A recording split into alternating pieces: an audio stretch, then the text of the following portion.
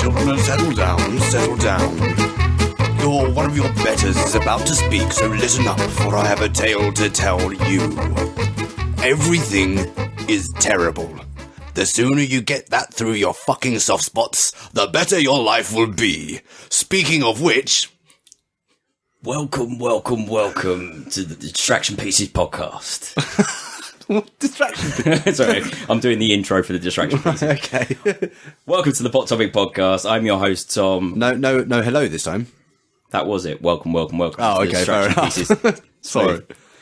You failed me at the first hurdle. Oh, out with the fucking cannon. I'm your host, Tom, and with me I have other hosts. On my left we have Alex. Studies have shown that 1 in 10 definitely would, and the other 9 would be like, who the fuck are you? Why are you in my garden at this hour, and where are your clothes? And we have Taz. Hello, one and all. On this Get it out, Tom. Get it out. Come on. You can do this, mate. I've got faith in you. On this podcast, we have 2 pots filled with topics from our community and from the hosts. We draw them out at random and we talk bullshit for 2 hours. Although we do technically have a 3rd pot today, it's the return of the Pol Pot. Dun, dun, dun, dun. Oh, we should have had some effects queued up from the mixer, shouldn't we? Shit. Oh, well, never mind. So we've had an audio topic in. So, yeah. So we're going to have that later today. Yep. And if it goes well and you send us more, yeah, we'll generate a 3rd pot. Definitely. I like 3 pots. But what we also do on this show is we drink a fuckload of whiskey. Also, let's just welcome back Alex quickly, because we haven't had Alex on the show for ages.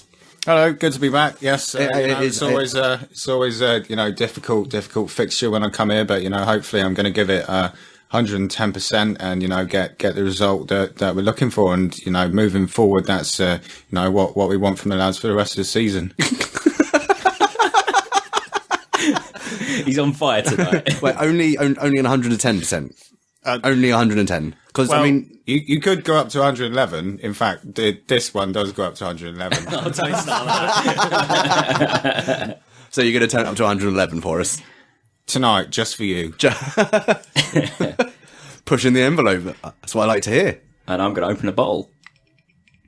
Yeah. So tonight we've got Talisker Sky single malt Scotch whiskey, which is 45.8% alcohol by volume. Says drink responsibly. Oh fuck this! I'm going to drink out of a bottle. I need it clearly. Oh yeah, Alex, I don't know, since you last here, you may not have seen, but we now have a decanter. That's fantastic. It's a glass teapot. Yep. Why not? Yeah, absolutely. Yeah. It's kooky. It's someone's, who was There's a reason why I don't pour the whiskey, because I've got to do it over a laptop. It was one of our newer hosts, Bex, who, of course, accused it of being somewhat hipster. It is very much so. Yeah, I suppose it might be. But then she bought me Fetish Man stickers for my birthday, so now it's a fetish teapot. Yeah, I know, but fetish is like well hipster as well, because it's like people were like, "Oh no, I was into that before it was cool," and then 50 Shades of Grey came along, and people were like, "Oh no, that's shit. That is." What's the what? So, never mind. Let's go on. God, we're get me some whiskey. So fucking well. Yeah, no, this is this is going to go splendidly, I can tell. So what have we all been doing? Do you know what? I've been watching a surprising amount of football. Well, rather, I've been kind of in the room while football has been on the TV. Because at the new job, a lot of them are massively into their football. I managed to escape it the first couple of days because E3 was happening. So I was just, Good man. I just went and sat in front of a computer and looked at cool video game shit. But yeah, once that was over, it's been kind of difficult to avoid. And weirdly enough, I found myself supporting a team. It is Iceland. Of course it is. I don't actually care to watch the games, but I'm interested to... I just want them to do well. Oh, Iceland. Yes, their little socks. And their footballers are pretty... Of course they are. They're They Icelandic. are pretty... So, yeah. I thought all of them were. That's kind of like their thing, they're overpaid rapists with haircuts. I play football. Look into my beady, empty eyes. And apparently he'll speak like David Beckham. Yeah, of course they do. Either that or some kind of Portuguese gigolo. Oh, you've met one. Yeah, and then I've formed all of my opinions on that one encounter, and that's why I'm voting leave. So, to be fair, they are all a bunch of just microphone felching airheads. How do you felch a microphone? Well, you put it in your bum and suck it out, and then suck it out. Well, after your mate calls you on it a couple of times first, I assume. Believe it. Could be worse. Could be an iPad. That's all I'm saying. I guess that kind of segues into what I've been doing this week. Yeah, I don't know. I haven't actually really been up to a huge amount, I don't think. There was a naked bike ride in London the other day. So you took the Longlands out with you? No, I was just... it was between shows, and I was just on my way to Tesco's to get some food. And kind of, as I moved onto one road, just saw a line of cyclists going down another junction, sort of like, oh, okay, a bunch of cyclists. And then as I sort of turned to walk away, I went, why are they naked? I think they might have been naked. Were they? Yeah, all right, let's go have a look. I did go have a look, and they were all entirely naked. At which point I went, oh, well, that's lovely, and then actually just went and got my dinner. Not much of a story, but... Not sure I could ride a bike, especially a road bike with a hard saddle like that, with absolutely nothing on. It is difficult. I mean, the dilemma that is posed to you is, do I hang everything over the left or the right? Or do I just kind of try and balance it on top? I think it doesn't really. You need some. You need some supportive. You need a junk bra, basically. I mean, I assumed that the general tactic was plenty of talcum powder and then ride carefully, gingerly. That's not the general tactic. That's the genital tactic. And when you break wind, you get to pretend you're a steam train. Oh, actually, do you know what? My boss came back. He was doing some filming in France. And he came back and told me this fucking wonderful story just on an evening out that he had off. He found a local theatre and sort of went, oh, I'll check out what's going on there. Mm-hmm. Sort of had a look at the posters, couldn't really figure out. And then he saw two ushers outside having a cigarette. One black, one white. That is relevant. And he starts sort of talking to them, trying to talk to them in French. And they go, oh no, we do talk English. So, oh, okay, cool. Well, what's going on here? And they sort of explain the show to him. And he confused the farewell, because there's bonsoir and there's bonne nuit. But he said, oh no, okay, thank you very much. Bon noir.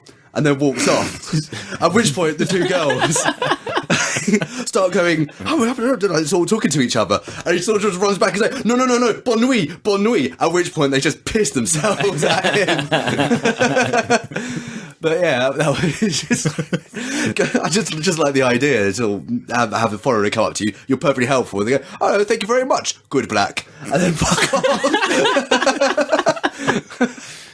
Not a particularly eventful week for me. I don't think. No, it wasn't. Oh, wait, well, D&D. There we go. This is the second time I've been burnt on this podcast. Oh, I've done nothing. Oh. Yeah, I ran the second session of the D&D campaign we're doing for Gammon World.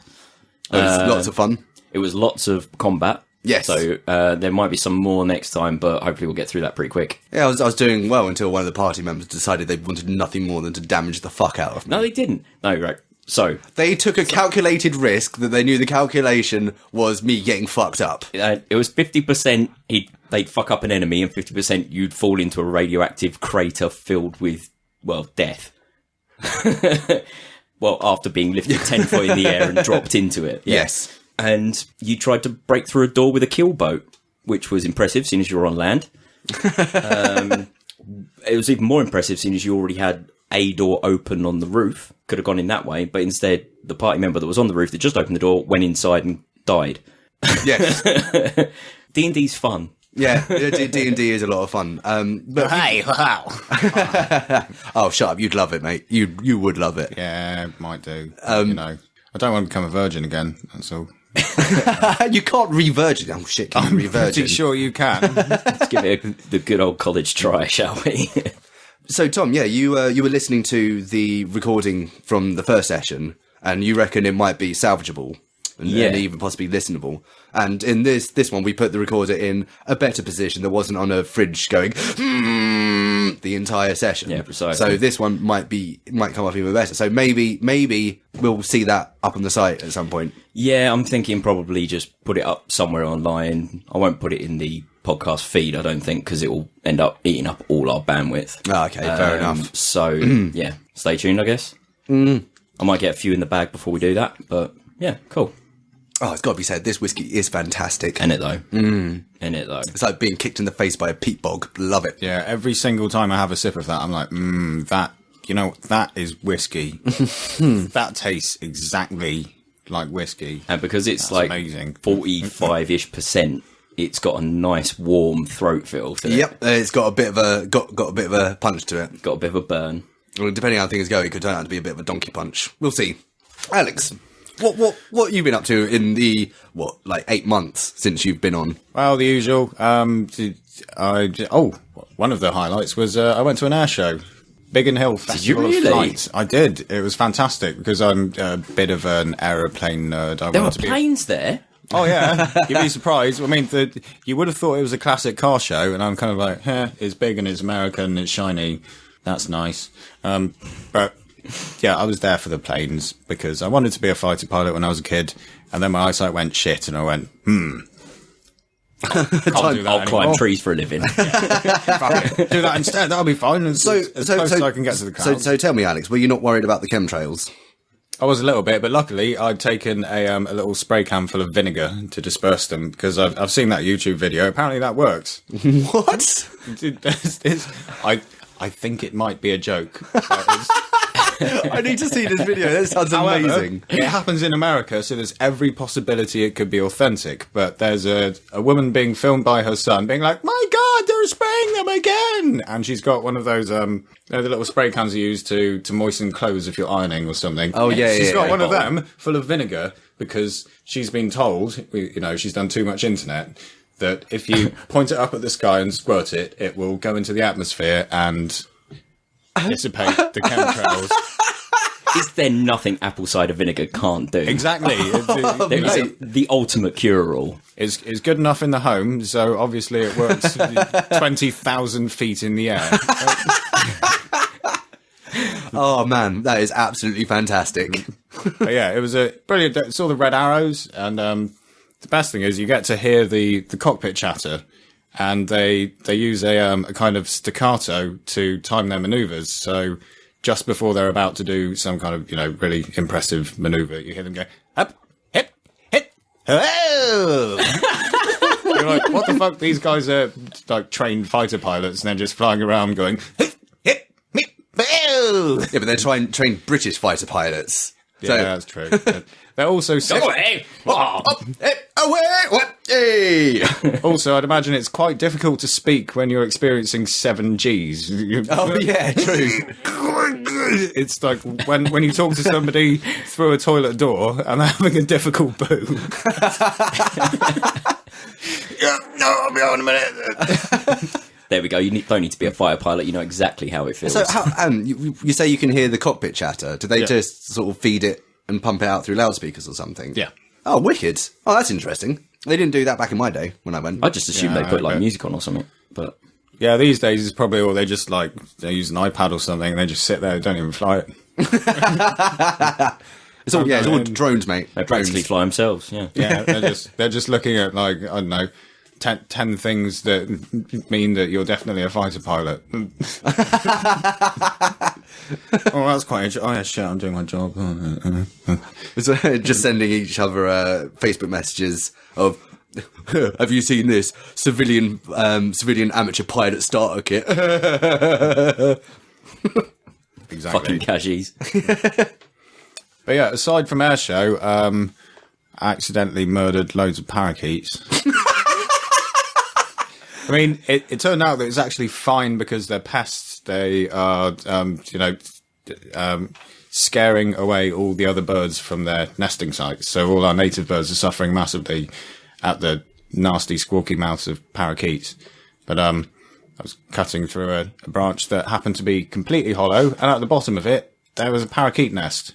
and I went right through the nest. Oh no! And it was disgusting. Oh no!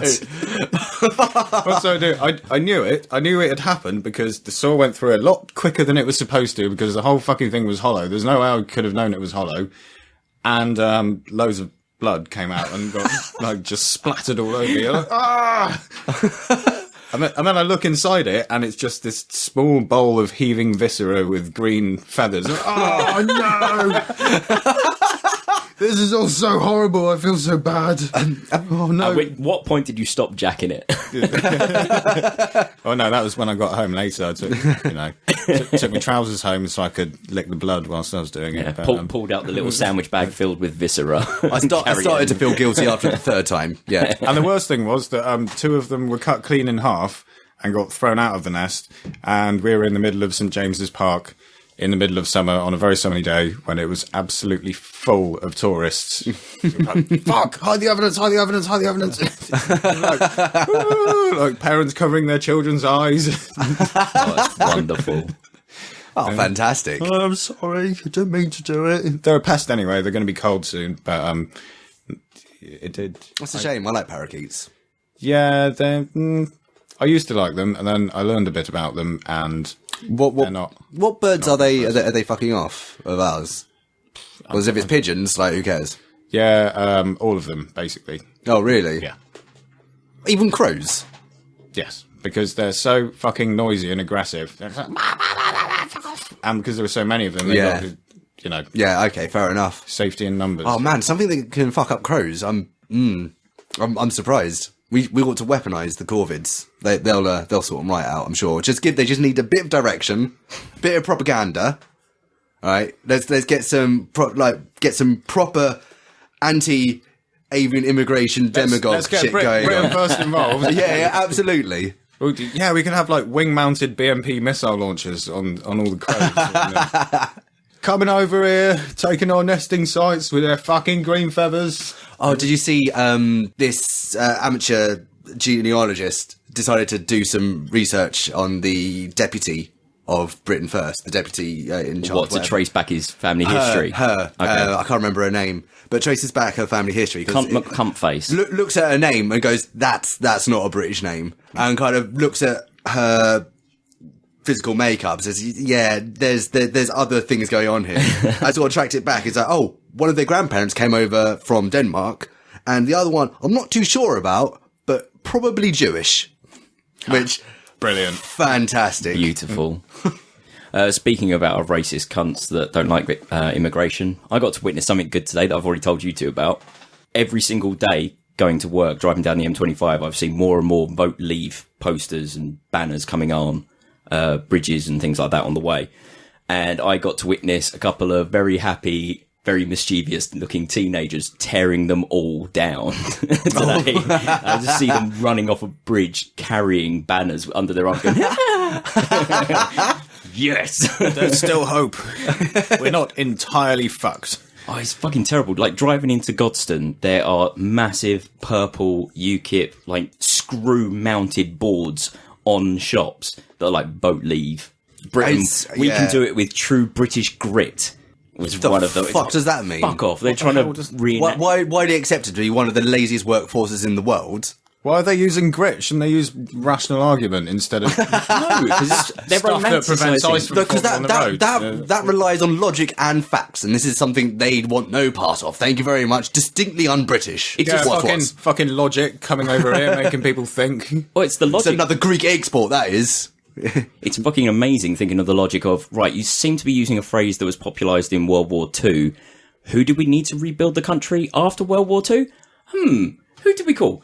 India, Pakistan, and the West Indies. Fuck off.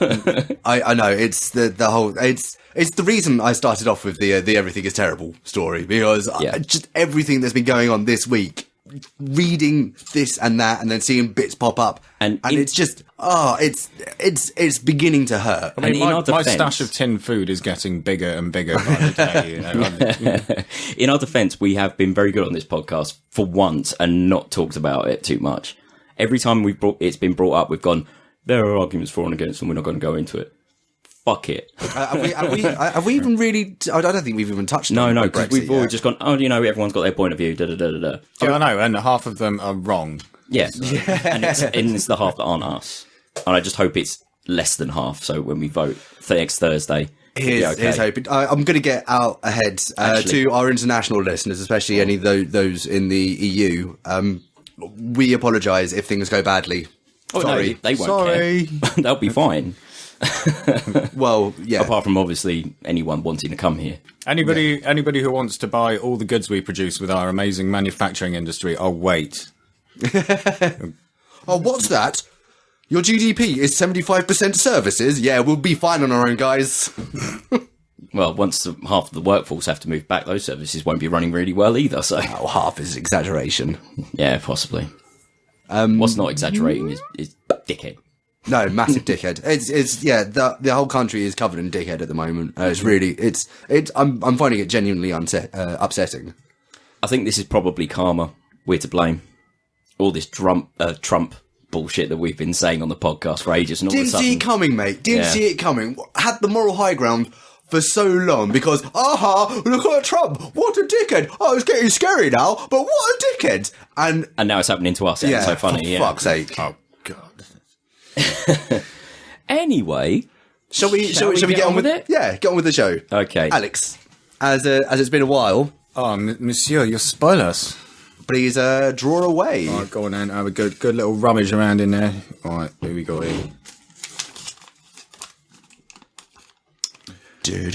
Right.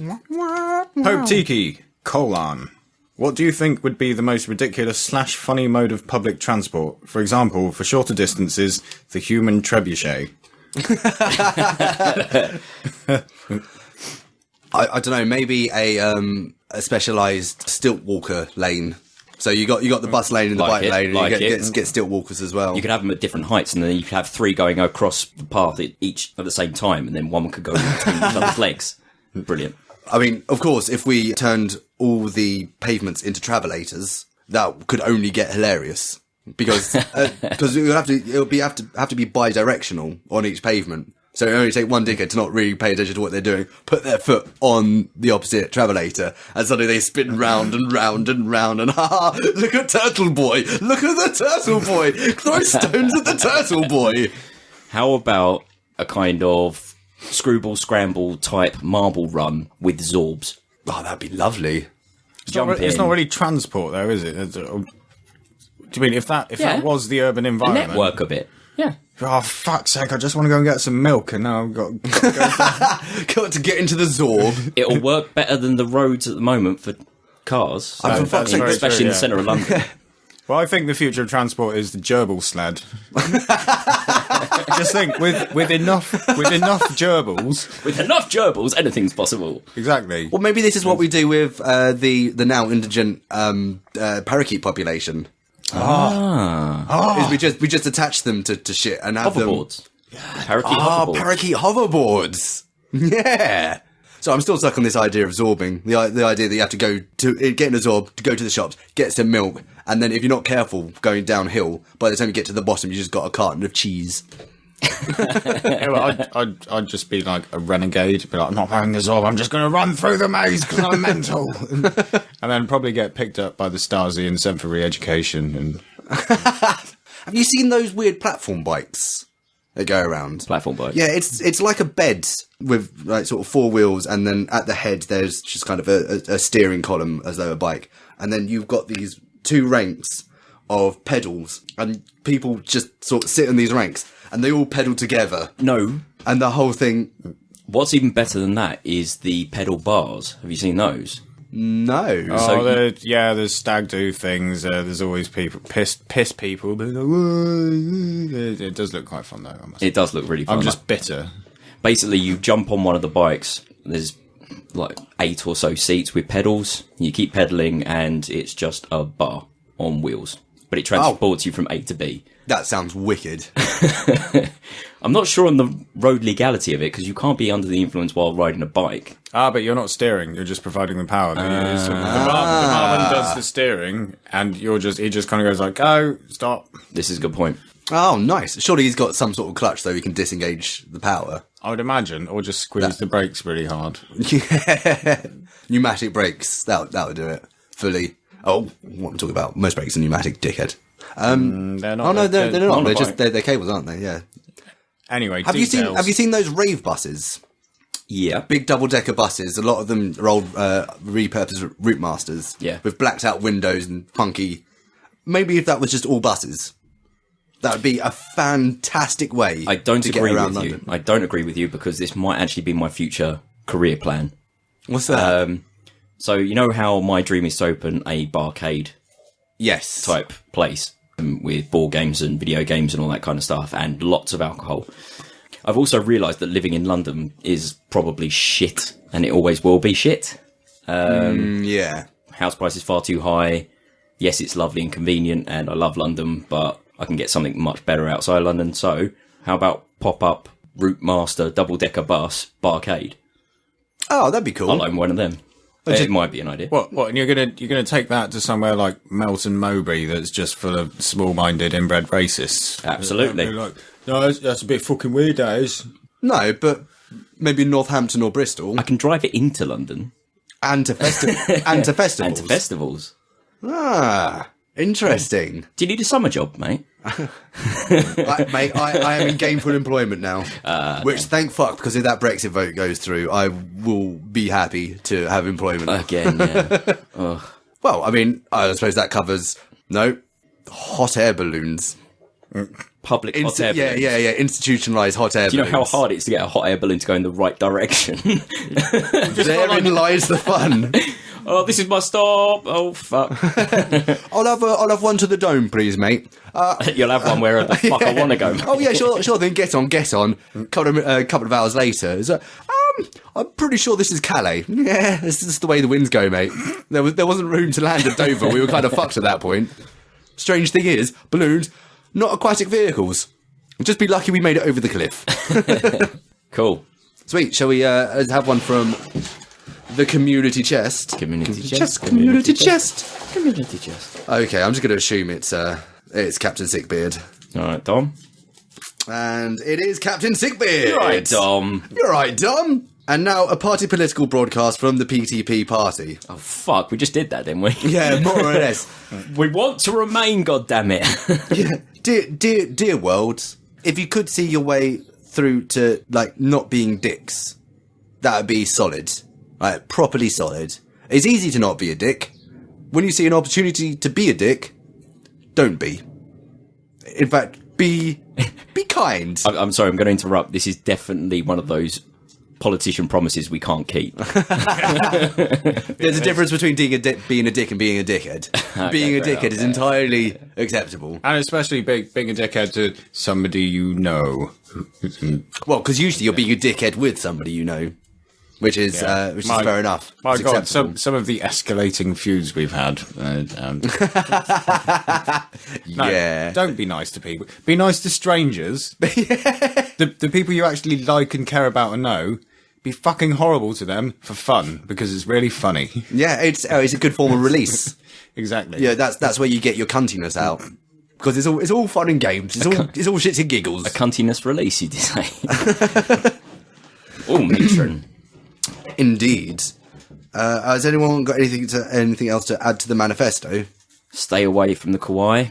Oh, well, I mean, that goes without saying. Yeah, you should have learned that by now. Be very careful about the cute things in life. Okay, so we got to nail it down, some bullet points. Drink whiskey. Drink whiskey. Share and tell your friends. Share and tell your friends. Vote Remain. Vote Remain. Fuck Trump. Fuck Trump. Well, that figuratively, not literally. Both. No, literally as well. The man deserves no reward. To be fair, it would not be a reward for him. Banana juice. Banana juice. There we go. That's 5 bullet points for you. So pay attention, listen up, live your life unto those precepts, and you will probably do all right. Maybe. Definitely banana juice. definitely banana juice. Cool. Oh, and don't risk a fart if you've eaten curry. That's just common sense, mate. It's not worth it. Yeah, but people don't have common sense anymore. So they have to be reminded. You sound like you're about to turn Yorkshire. You know the problem? They got no common sense. They got no common sense. Them southern fairies. Hey, I'm a southern fairy. Well, yes. As am I. I suppose technically you. No, I'm not. Alex. Yeah, you are. South of the Watford Gap, mate. You're a fairy. He also likes cock. Which I'd rather be a fairy than an ape, because apes tend to get shot, especially when handling children. Have we talked about that yet? No, it's dumb. Let's not bother. What's that? The next topic. Is it musical interlude? Yeah, fucking is. Oh man, have we got something special for you guys? Yeah, we've got something special. Taz, do you mind talking through it? Absolutely. We have been in contact, courtesy of Kel, with an American folk musician called Eben Brooks. Myself and Kel in particular love her. I discovered him a while ago because I was just doing a search on YouTube for Cthulhu music.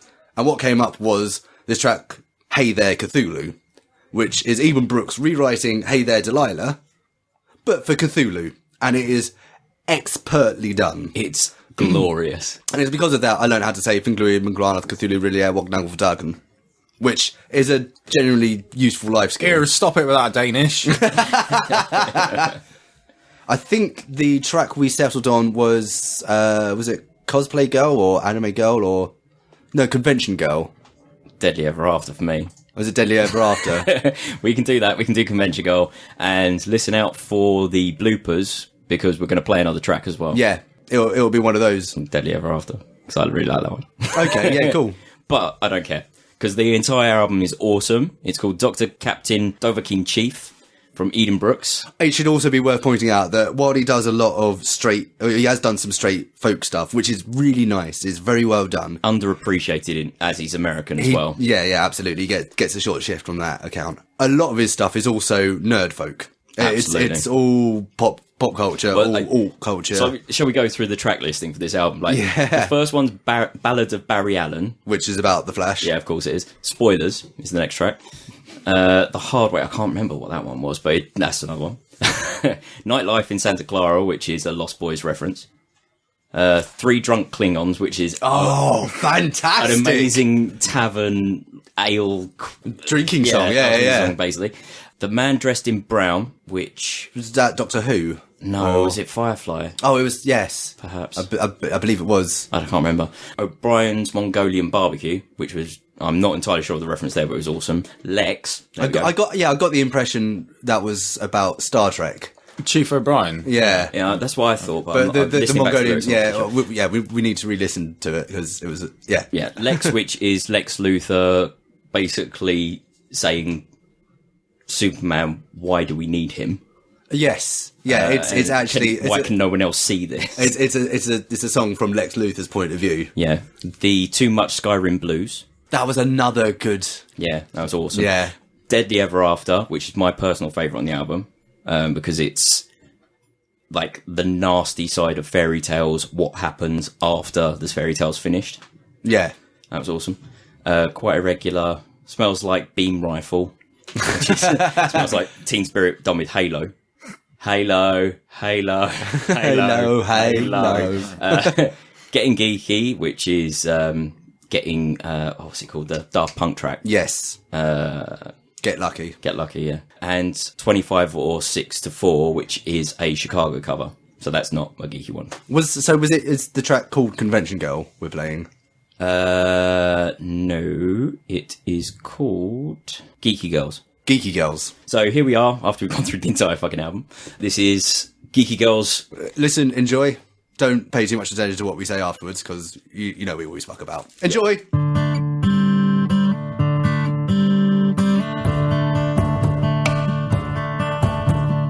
4 and 20 geeky girls went to the Comic-Con for to hang out with their geeky friends with sexy costumes on, But then out came the griefers, stared daggers at their breasts. They said these can't be real geek girls, we'll put them to the test,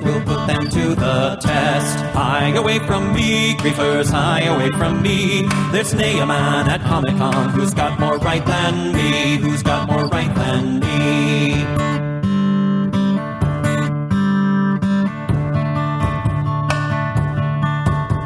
They've taken in the dealer's room and posed for photographs. But Griefer one with ribbons on, he starts to point and laugh, Your costume's from an anime you haven't ever seen. It's too obscure for you, I'm sure, unless you're Japanese. Hie away from me, Griefer, hie away from me. Who gives a damn who's more the fan? I've naught to prove to thee,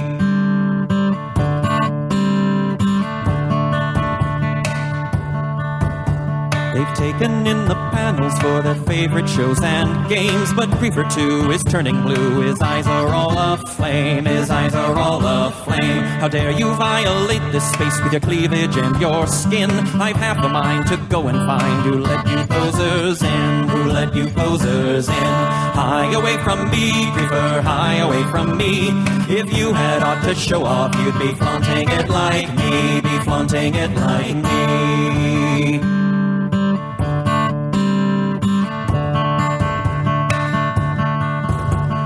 Masquerades and parties, they surely had a blast, and lively conversations with fellow enthusiasts.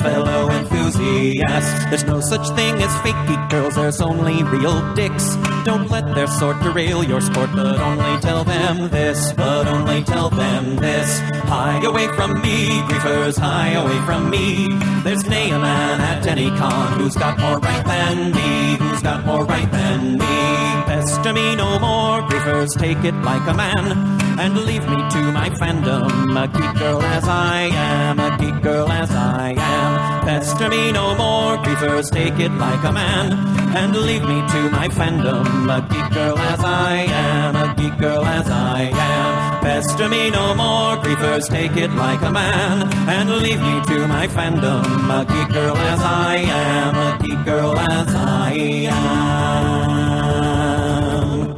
So yeah, that was Geeky Girls by Eben Brooks. Quick bit of housekeeping. You can go find him at his website, ebenbrooks.com. You can get that particular album for $9.99. So under a tenner. MP3 or $12.97 if you're feeling like a physical motherfucker. Yeah, for the CD. Well worth Check it. out his other works. As I said, Hey There Cthulhu is a real treat. Yeah, that's on his album, Oh Really, eh? Yeah, really, eh? And my personal favourite track is Hippie Jack's Unsmokable Hash from, his first proper album, I guess. Mirrors. Cool. So get that a look. And he also does a wonderful rendition of an Irish classic called Sick Note, which is well worth checking out. So that done. Isn't it cool that we get to promote someone we've been following for years? Yeah. So fucking sick. On which note, thank you, Eben. Let's do our usual thing and just shit all over it. And let's talk about our thoughts, because I want to bring up that rhino xylophone. That rhino xylophone, no. Just a line of people with Roman noses that he just kind of tonks out and just got some amazing sound from. What the hell are you talking about? Was this a dream? Was this a dream you had once? Where I go, oh fuck, somebody was playing the noses. Oh, Alex, have you never done this bit before? No. Yeah, after the track, we usually just make up a load of stuff. Because we don't listen to the track. We have just listened to the track. We tend to find the music speaks for itself, so we can't add anything intelligent, so we... And I think you'd agree that Eben Brooks... I did particularly like the bit when he played the emu like a bagpipe. It's similar in shape. Get the beak in your mouth, and squeeze it with your elbow, and that's how to play the emu. I know. I've never seen an emu played like that before. Actually, it was played visionary like, emu. It was really, progressive emu use. It was. That's enough shitting over something, it. Yeah, absolutely. I'd like to see on Jules Holland. In all seriousness, check him out. He's fantastic. It will be money well spent. Cool. Right, Rue. One out of the box, please. All right, fucking hell. Shut the box, open the box, get the paper, put the paper back. Fuck it, it's never ending. Don't put the paper back. Don't put the paper Don't back. put the paper back. Don't put the paper back. We don't redo topics. We do. Yeah, we do. That's a complete lie, isn't it? Hoisted by your own petard. Who you calling a petard? Do you know the origin of that phrase? Is it something to do with sailing? No, it's demolition. Petard was in sort of early demolition. Petard was a phrase used for a form of explosives or something. So to be hoisted upon your own petard would be to lay the explosives and then blow yourself skywards Under your feet. Ah, okay, right. I've got which I like it. Yeah, absolutely. Which is exactly how I feel after listening to Eden Brooks. And that's what the Americans did with claymores. Hoisted by explosives. Yeah, I'm that high. Hippie jacks, unsmokable hash. One mighty puff lets you flat on your ash. Right, so we have another entry from Captain Sickbeard. Are we finally going to get the Captain Again. Sickbeard show? Well, we've had it's Tiki technically, but you know. That was from the Hot Pot. No, that was from the. That was Alex's first choice. That was from the Hot Pot. You're right. We're on. Dom, you're on run for a perfect game. Only not quite because we still got the voice message. Yeah, Let's know. not forget that. Cool. Anyway, read it out. It says quite simply porn parodies, which is something that I fully support. I'm glad they exist. There's a particularly good Scooby-Doo one that I like. Don't worry, it doesn't involve a dog. Oh, it But was still Thelma, like for the glasses. It was See where that's going. It was the SpongeBob SquarePants porn. That I found. That's how I discovered Skin Diamond. Really? Yeah. I hadn't encountered her before. Amazing. Love Skin Diamond. Because she's in it as Sandy the squirrel. She did an amazing X-Men. X-Men.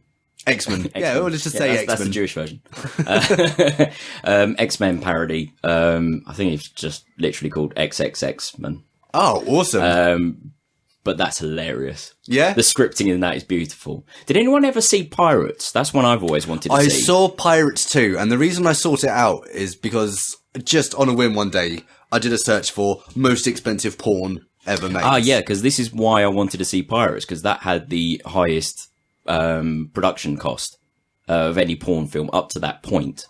Yeah, I don't believe maybe it's been surpassed, and I can't remember if that's actually the highest, or if technically Caligula is, starring none other than Dame Helen Mirren. Did you hear about this? No. So, what's his name? The dude who runs Hustler, Larry Bird or whatever. Larry, yeah, I can't remember. David, it's not Larry David. It's not Larry David. He's the Jew, the funny Jew. Yes. Yeah. So, Hustler did a film, Caligula, but they wanted it to do, they wanted it up, top brow or high brow or whatever. So they spent money on getting in some fantastic actors, including Helen Mirren, not telling them that there was going to be porn. So they had the actors do the acting bits, and then porn happened in other scenes. Fantastic. Although, surely does that not kind of defeat the object of pornography? Because most people are going to be like, oh, they're just doing a story and they skip that and skip that. Yeah, there we go. I don't know. I've seen an Alice in Wonderland parody from the 70s that I've watched all the way through at least 3 times now, because it's thoroughly entertaining. Little Alice, she starts off so delicate, so innocent. It is cool. And it all starts to go wrong when she emerges from a lake, gets found by some animals in unitards, and they sort of clean her with their tongues. There's some nipple licking to begin with, and then it just kind of goes from there. Lovely. Lucky Alice? Yeah, Lucky Alice indeed. I've just got to go back to Pirates quickly because I've just found a New York Times review of it. Oh, no way. Sorry, we shouldn't look things up, but I've actually just got the laptop in front of me, so why not? This is a quote from the New York Times review of Pirates. A relatively high-budget story of a group of ragtag sailors who go searching for a crew of evil pirates who have a plan of world domination. Also, many of the characters in the movie have sex with one another. Fantastic. Yeah, I still haven't seen Pirates, but Pirates 2 was entertaining. Because throughout, all the actual porn scenes, they're kind of reasonably straightforward, reasonably straight porn. And then there's this one scene where there are two female leads. I can't remember the other girl, but one of them is Belladonna. Okay. So this is obviously where she goes, if I'm going to be in this, I need something a little bit filthy. And so that's the scene that gets, it completely stands by itself. And I was sort of watching that. Go, because I hadn't recognised it was Belladonna, I hadn't clocked it the whole way through. And then the second that started kicking off, you go, oh, Belladonna! Oh, good stuff. Actually, the porn parody that is absolutely my favourite is the Smurf porn that we found one. Yes! We keep going back and revisiting it, and on one drunken party's eve, I believe we went back and revisited the Smurf porn, and we're trying to find the perfect soundtrack to go with it. And some clever motherfucker decided to put it with Total Eclipse of the Heart. And if you... It was so perfectly timed. It spawned an entirely new game. After parties have run their course, and it's just kind of the ragtags who have nothing better to do with their time than be dickheads at each other. Yeah. The game is put on some porn, find a type of porn, like put in some keywords, find Penguins, one, for example. and then yes, Yeah, and then try and find some music to go with it. And the game has produced some marvels. I seem to remember there was one involving a lot of naked girls on a bouncy castle. Oh, yes. And I put it to Gabba. Yeah, I've got the video on my phone. That's fantastic. We make our own porn parodies, really. Absolutely. Along with the Smurf parody, there's also the first really Smurfette gets rottenly rogered. That blue dye gets everywhere. It gets smeared away. It's so weird just to see the complete sheet of blue slowly turn to flesh. Yeah. It's kind of gnarly. But the other one, I think the one that Johnny first found and sort of introduced me to was pterodactyl porn. Oh yes, we've all seen the legendary pterodactyl porn. Look it up on. I think we found it last time on Pornhub. Yeah, you can just Google it, and it will almost certainly come up. And it's fantastic because obviously you've got the girl who is not a pterodactyl; she is just being entertained by the pterodactyls. Well, she's riding a guy laying down on the floor whilst jerking two pterodactyls. And these two off. pterodactyls are just kind of limply flapping their wings. No. While this is happening. No, they're not. What they're doing is standing there, and then clearly the directors shouted at them, "Flap! Flap!" and they start flapping together. Yeah. And then the hand puppet comes in. Oh my god, which is a perfect. Tiny, well, almost like a baby pterodactyl comes up and just starts squawking like, in time with the girl moaning. Yeah. So, actually, the puppet's just opening its mouth with her. It's just, it's creepy. Yeah, that is absolutely fantastic. Abfab. I'd hate to think that Eden Brooks is listening to this part of it. It's an interesting... I did warn him. I did tell him exactly what sort of people we are. Okay. And he seemed absolutely fine with it. That's so fine. I shouldn't worry too much. Cool. I mean, for crying out loud, he's written a song called Hippie Jackson Smokable Hash. He can't be too far off our base. That's true. But I mean, that's about all the porn parodies I can think of. Which is annoying because I've seen the best ones we found. Yeah, I've seen fucking hundreds. What would we like to see as a porn parody? Apocalypto or Scum? God, American History X. Oh fuck! Oh wow! Oh god, you can just imagine the lines, couldn't you? Oh, it'd be awful. It's like, bite the curb. I'm gonna fuck the black out of you.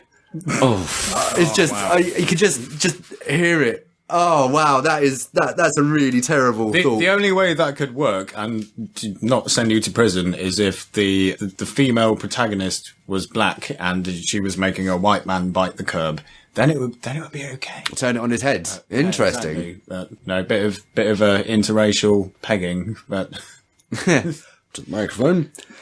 That's right. I don't do subtlety. There's me just pointing at the microphone now. Well, I was close enough.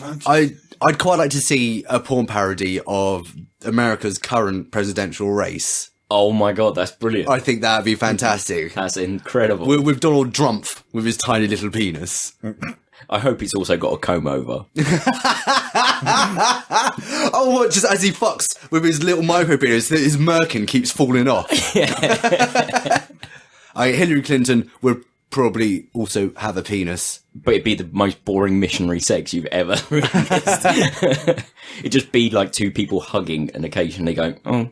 Well, no, I mean, for Hillary Clinton, that's just a big blowjob gangbang bukkake session.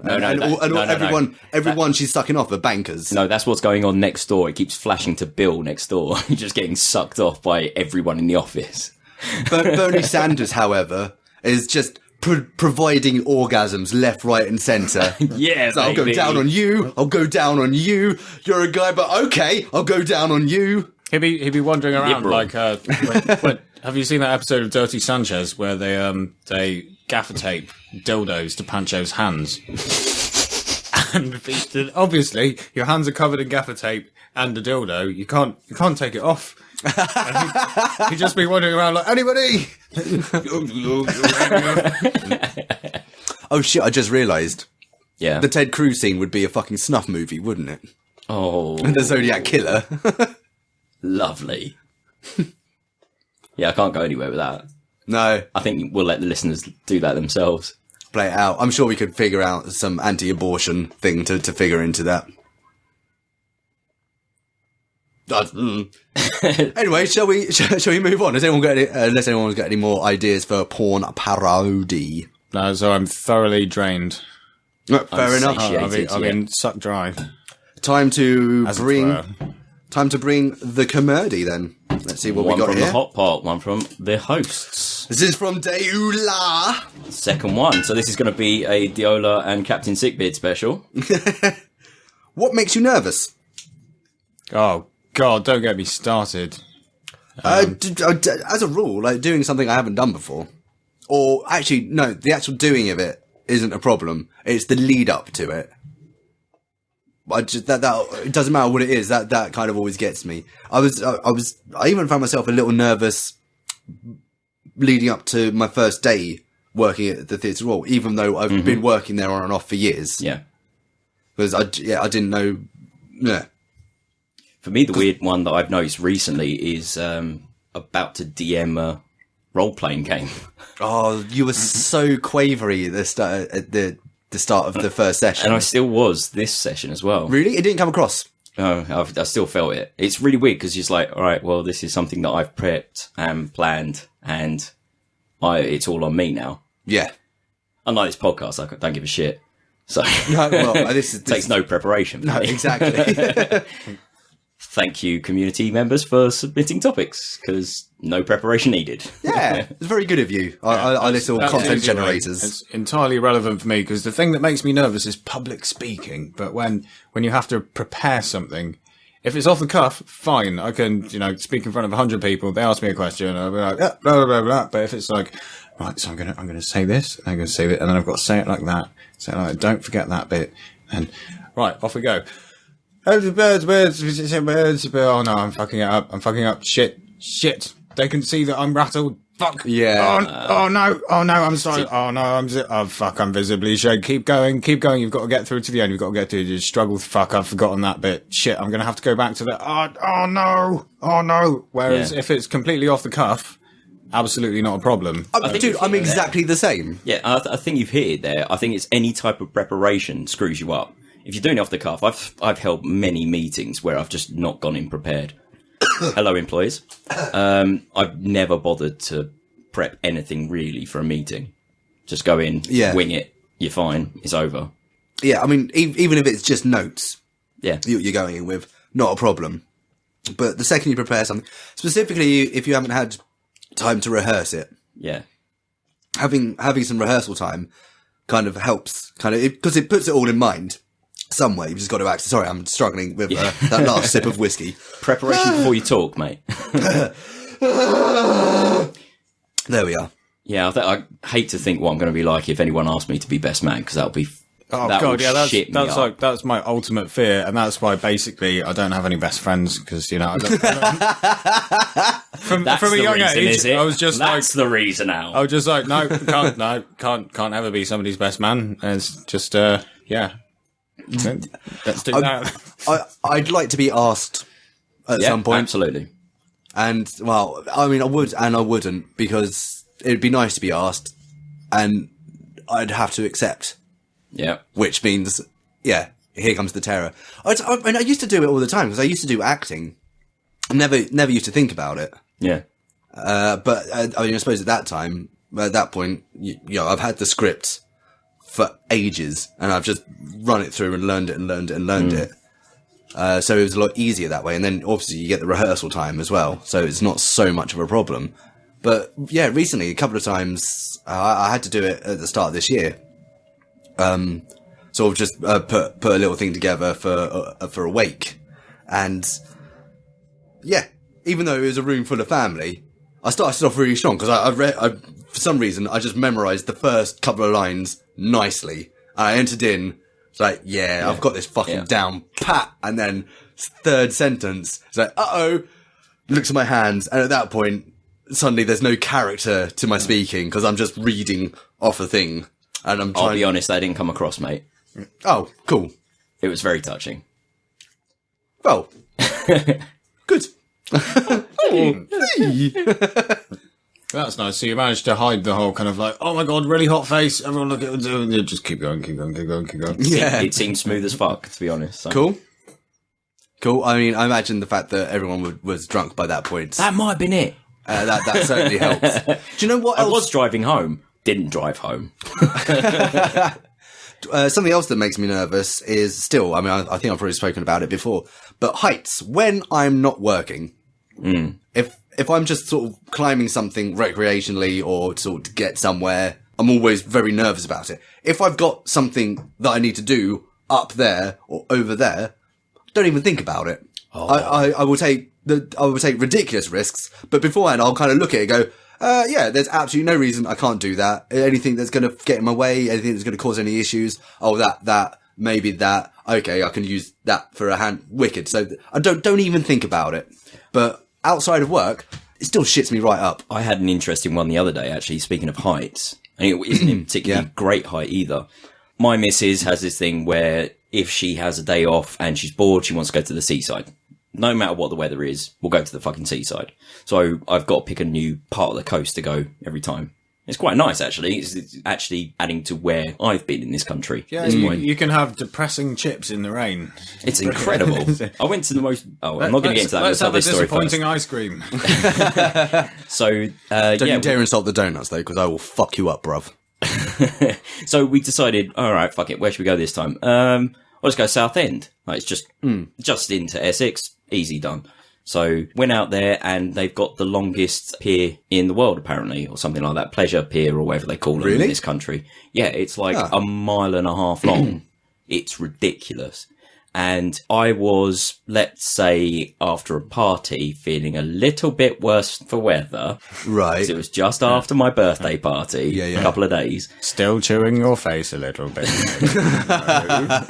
Still feeling a little bit peaky. We were like, because there's a train that goes down there all the way to the end and then back again. It was like, well, we can't be asked to, there's a massive queue for the train. Let's just walk it. You know what? It'd be nice having a stroll in the sun. Fine. Got out there about quarter of a mile and then just went, oh, this feels a little bit weird, because you're seeing in between all the slats of the pier. Like, it's not a nice pushed together one. No, there's big fucking holes in this pier. And you're walking down there and it's just like, I feel a bit peaky. But the thing was, Rita was sketching out a little bit more than I was. Excellent. So you managed to... I had to play cool. So no, I'll just take a toddle over to the edge. Look, it's fine, dear. No. And inside I'm going, I'm in hell. All the way up there, it was awful. On the way back, it wasn't so bad because I'd had a coffee and all that kind of stuff. I was kind of feeling a little bit more normal. But Jesus Christ, that was hell.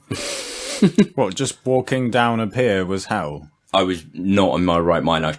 Like, every time I looked down, I just got dizzy more than anything. It's just walking down a pier. Like, that was nervy as fuck. Well, a structure that's been there for hundreds of years and is definitely not going to fall over. A structure made out of wood and rusted beams that you can see. Yeah, but just because they're a bit rusty on the outside is fine. Rusty on the outside, smooth on the inside. Armadillos. RSJs. You got to be English to get that one. Sorry, international listeners. There are still things that, again, this is sort of taking it back to, we seem to be having a slightly political podcast this time because it's taking me right back. The state of the world is constantly making me nervous because it just, globally, there seems to be a shift towards the right. Yeah. Again, which, yeah, exactly. And every time I pay too much attention to it, I start getting a little weirded out. I really don't like it at all. Do you know what made me feel a little bit better recently with this? What's that? The London mayoral election. Oh, yeah. Yeah, that was nice. Yeah, I'm glad lovely, that wasn't it? happened. Yeah, I know. It's like, London voted in a Muslim, which big weight off the chest because there's been so much anti-Muslim rhetoric of late. And while I understand how the Labour Party was formed, and that is kind of my socialist roots coming through, I kind of like that idea. They're no longer that party, but with Jeremy Corbyn's party at the moment, it seems to be pushing a little bit more towards that. Yeah. Well, it's because the world, when was it? It started in the 80s.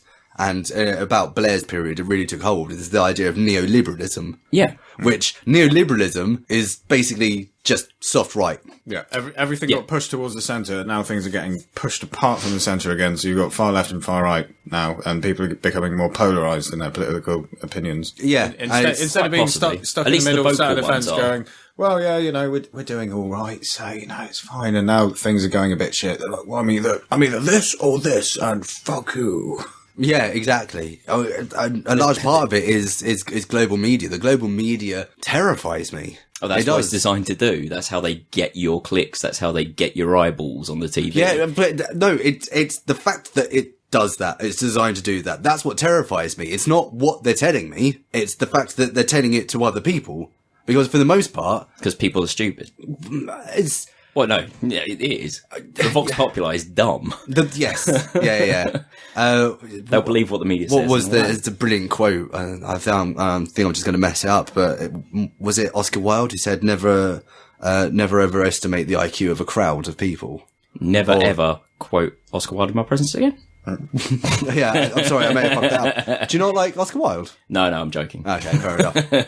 I mean, I have my own quote that I use for people at work. And it's, damn people, you stupid!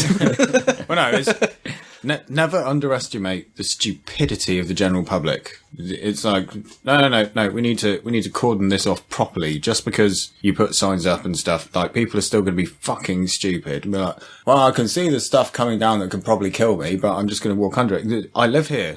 Like, yeah, I know you live here, but this is happening right. Just wait 30 seconds, and then you can walk into your house. No, but I live here. Yes, I know, but can you not see the massive pieces of tree that could crush a car that are falling down exactly where you want to walk? But this is my house. Bless you trying to save these people. I would just let them walk underneath it. Fuck it. God. It's one of those. You just got to shout at them. You wouldn't walk through a building site, would you? You wouldn't walk through roadworks.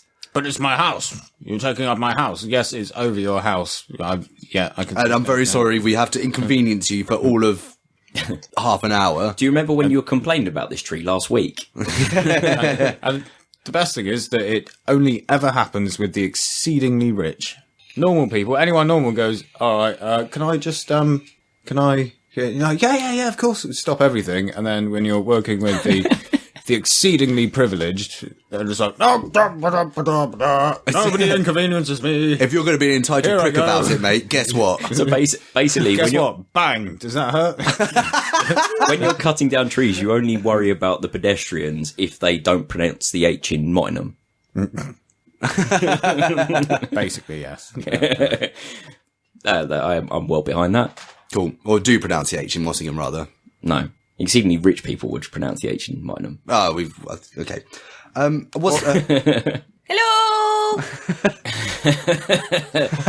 You're right, Heather. Hi. So we just had a little break, and Mowenchi's come to join us for the latter half of the show. And Mowenchi, what an opportune time to come, because you've come here just for a topic podcast first. Who's that at the door? I believe it might be a fan of ours. We've got an audio recording question from one of our fans. I was going to say it's Pol Pot. Oh, it's Pol Pot, yes. Who is it? Pol Pot. Can't come in. But I've got an audio. Okay, yeah, all right, come on in. roleplay. Okay, so yes, we got a audio topic after last week's shout out because you guys demanded it. So cool. Yeah. Rikard writes in or records in with this one. Calls in. Let's just call them calls. Call in. Yeah. Oh no, hang on. Oh, Tom. Hello, Pot Topic Podcast. It's your favorite OG fanboy Richard. Hello. I have not practiced that like 50 times now. So, my topic is worst travel memories. Well, to start that one off... Richard? Richard? Fucking Richard? Richard? What? We've been calling him Rikard for like over a year now. You're absolutely correct on the OG fan. Yeah, absolutely. But Richard, can you just? I'm going to actually have to like send you a message on Facebook or something and say, have we been No, it's written Rikard. Maybe in. Yeah, I don't know, Alex. Maybe a K you is speak Finnish, which is a language that is kind of close to Sweden. I don't speak Finnish. I can say about 10 words, and my name count a bit. Okay, fine. Okay, fair enough.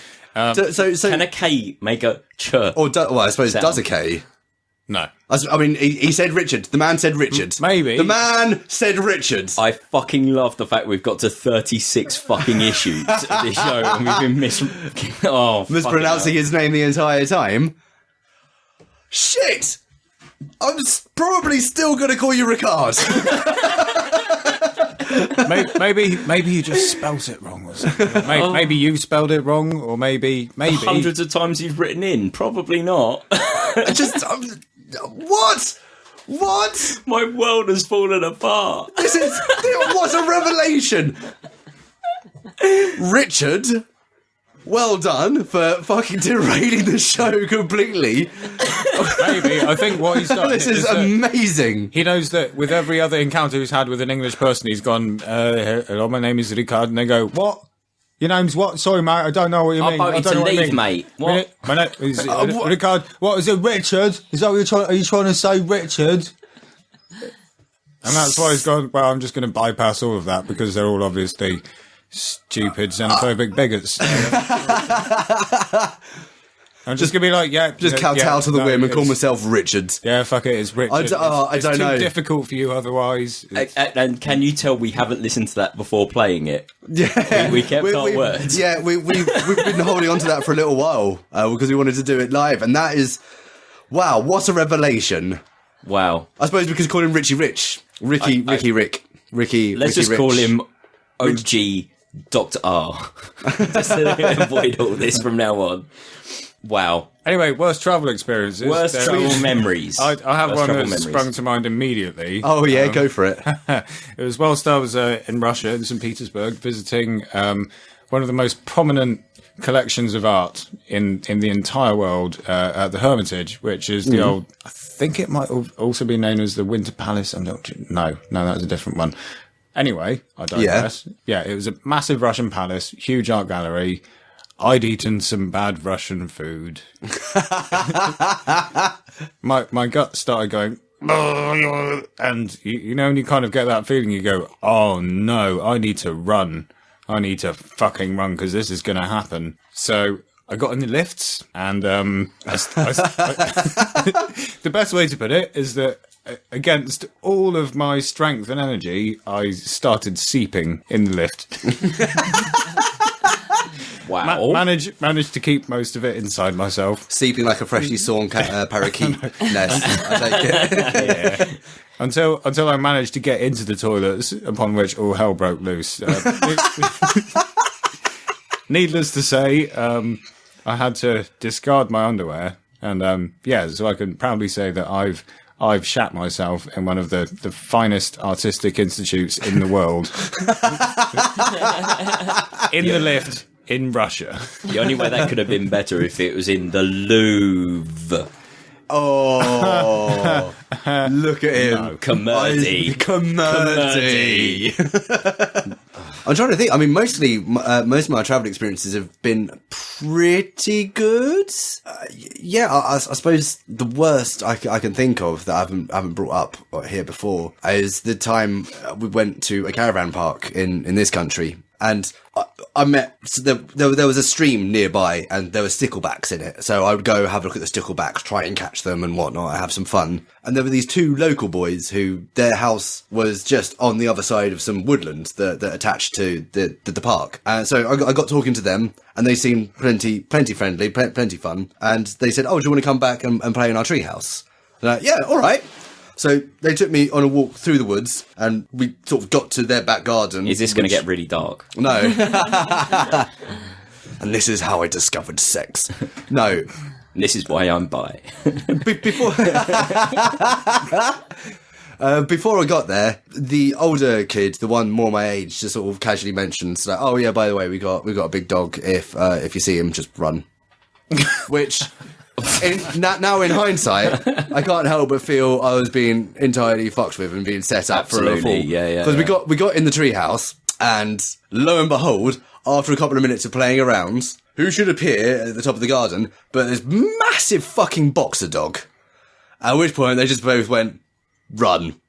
So I start just shit-tailing it through the woods, trying to remember the way I went. They've got to be pissing themselves off. I'm sure they are. I've got a scar just above my knee, 2 lines from where, as I ran, this bramble kind of, I sort of ran through this bramble and it wrapped itself round my leg a couple of times. And I didn't stop at all. I just fucking pulled it out by the roots and carried on running. And I did shake it off until, once I got back to the caravan park, it had obviously just given up the chase. If it had ever been chasing you. I mean, it was after me for a little while. Yeah, because you were running. Yeah, exactly. Exactly. It thought it was a game. It was like, he's going to be my friend. That's the only time I've been Don't bitten think by this a dog. hasn't It's occurred like to me, gentlemen. Do not think this has not occurred to me since. But because I got chased by a dog that one time, I then went on to have a phobia for dogs until I was about 10. So that was a pretty shit travel experience, even if it was only going to fucking Bermondsey or whatever. Burnham-on-Sea, rather. God, that's a travel experience that is probably a nightmare.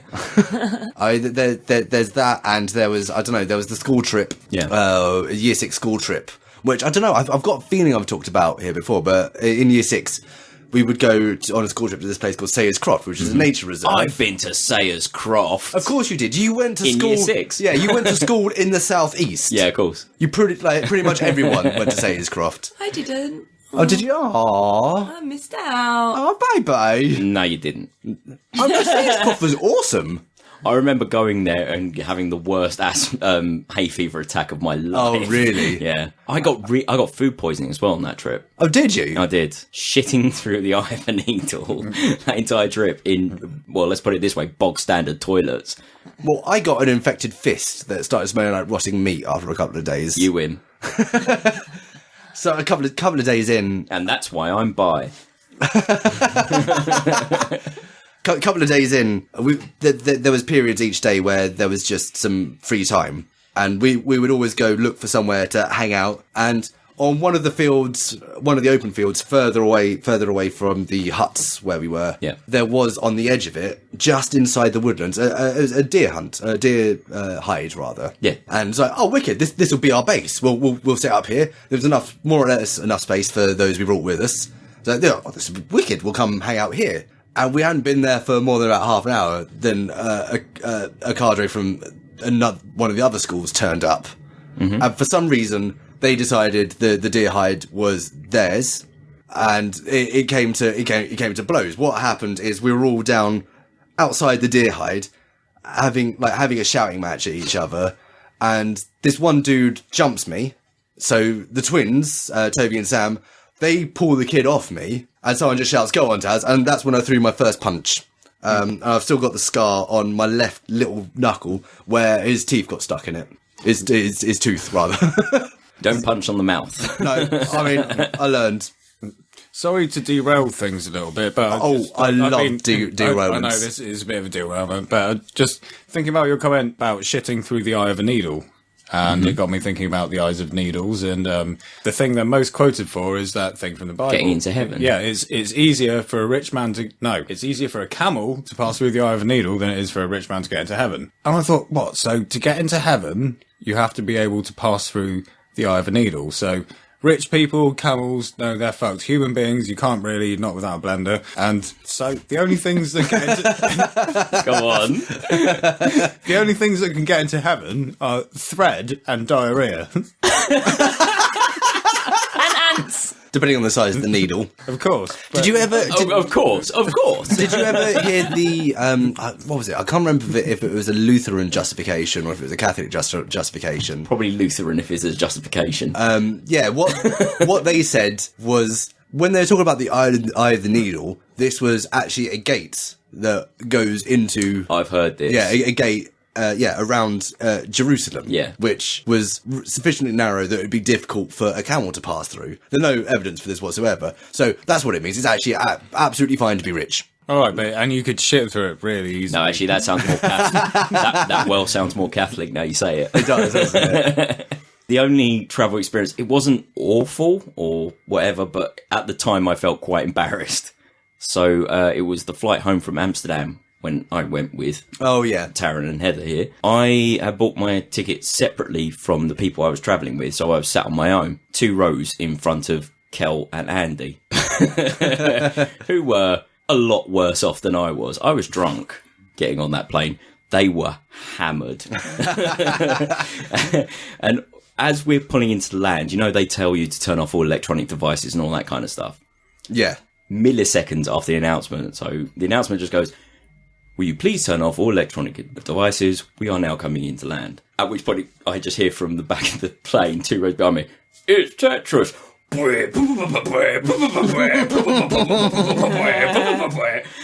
They've got their earphones in, blasting this shit. It's all you can hear when we're landing is Dr. P Tetris. I'm just like, not with them fuckers. Yeah. Oh, fantastic. Yeah, I've already spoke about the time I went to Amsterdam and did hallucinogenics for the first time, ate some truffles after I'd been awake for 40 hours. And I went straight into a terrible trip and doubted my very existence and sanity. But I've already spoken about that. That's what Amsterdam's about. That was difficult, but also kind of life affirming. I feel I gathered a life skill from that. It's like a stamp in your passport, that. Be fucked up on the canals of Amsterdam. Cool. So that was the new Pol Pot, wasn't it? And yeah, thank you very much. Oh, sorry. Go on. Please talk. So the first thing I originally thought of was my trip to Argentina that I went to with World Challenge in my secondary school, and having altitude sickness and extreme diarrhea and all that shit, horrible stories like that. And then the second thing I thought of was my hell that I went through with Alex not getting on the flight to Iceland. Oh, yeah, we mentioned this. But we mentioned that. Listeners, so go back and listen to the Iceland special. There's a lot of catch-up you need to do. And then... yeah, sorry about that. That's all right. And then the last thing I thought of is something that I don't actually remember myself, but I think was something quite traumatic to my parents and my brother, and it involves me. We were on holiday somewhere. I think it was somewhere in Spain. And my mum and dad are off somewhere, and my brother's looking after me, and he digs a big hole in the beach and tells me to get in the hole, but not to cross my legs because I get stuck then. But I was like 4 and was like, no, I can't sit without crossing my legs. So crossed my legs, and then the hole was big enough to fit me in apart from my head, and then filled me all in, so my head was the only thing visible from the top of from out of the sand, and then proceeded to try and get me out. Where I had crossed my legs, I got stuck under like heavier bit of sand, and he couldn't pull me out. And then every time he was digging, it just kept toppling in more and more and more. It ended up being they had to like leave me with my head just hanging out of the sand, run and find mum and dad, bring them back, and then they couldn't also help them. They had to get random people on the beach to come and help me. and there's like 5 people there trying to dig me out of this sand and pull me out of it. And I'm just sitting there having a whale of a time, happy as anything. Was the tide coming in at the time? Probably. But my parents always mention it, and my brother about the hell that my mum went through while she's thinking like, oh shit, we've got us stuck in the sand. You've well reminded me of one as well. Oh, this is Beth one. Yeah, the Typhoon Lagoon in Florida. So, yeah, not my story. This is more my sister Beth or my mum's story. But yeah, we were in Florida. I was about 8. Beth was about 6. And we went to this big water park, Typhoon Lagoon. It was loads of fun. The big wave machines, loads of slides. They had a lazy river you could get in, go around. Yeah, that's not that interesting. That was my favourite bit, you can tell. But the wave machine, there was a big klaxon and the wave machine would turn on. At which point my sister runs, 6-year-old little Beth, runs straight into the water. Mum thinks that's fine, whatever, she's paddling around, whatever. My mum's the kind of swimmer, doesn't get her hair wet, because if she's got her hair wet, she's in way too fucking deep. She's a poor swimmer. Right. Beth has gone tearing into these waves, at which point my mum clocks it. She's gone way too deep. There are people body surfing these waves above her. My mum pelts into the water, grabs Beth, holds her above her head. My mum's 5'1" at best. So holding her above the waves as my mum's underwater. At that point, my mum's only purpose in life is to stop my sister drowning. At which point she feels Beth leave her grasp. No. What's actually happened is the lifeguards come along, grabbed her and taken her away. My mum has gone, well, that's my lot in life gone, and just accepted defeat and death. Oh, really? Yeah. She's decided, right, that's me done then, because she's already been holding on to her breath for far too long. She's not a strong swimmer. She's not going to survive this, and has basically given up. At which point the waves stop. My mum is coughing and spluttering as a lifeguard's helping her out. At which point she spots Beth in the arms of another lifeguard and just goes, oh, oh, okay. Because they said it would be relaxing on the brochure. I mean, Beth's told that story on the show before, but hearing it from you provide other details. Well, that's what my mum's told me. So, right. I mean, okay. Yeah, I was too young. To I don't remember her giving up. Yeah, no, that's parts that my mum's gone into with me. Just been like, no, my one purpose in life at this moment was to make sure my offspring was safe, and it's gone. I'm giving up. Oh, do you know what? In general, Egypt was just pretty bad. There was a lot of goods. There was a lot of fun.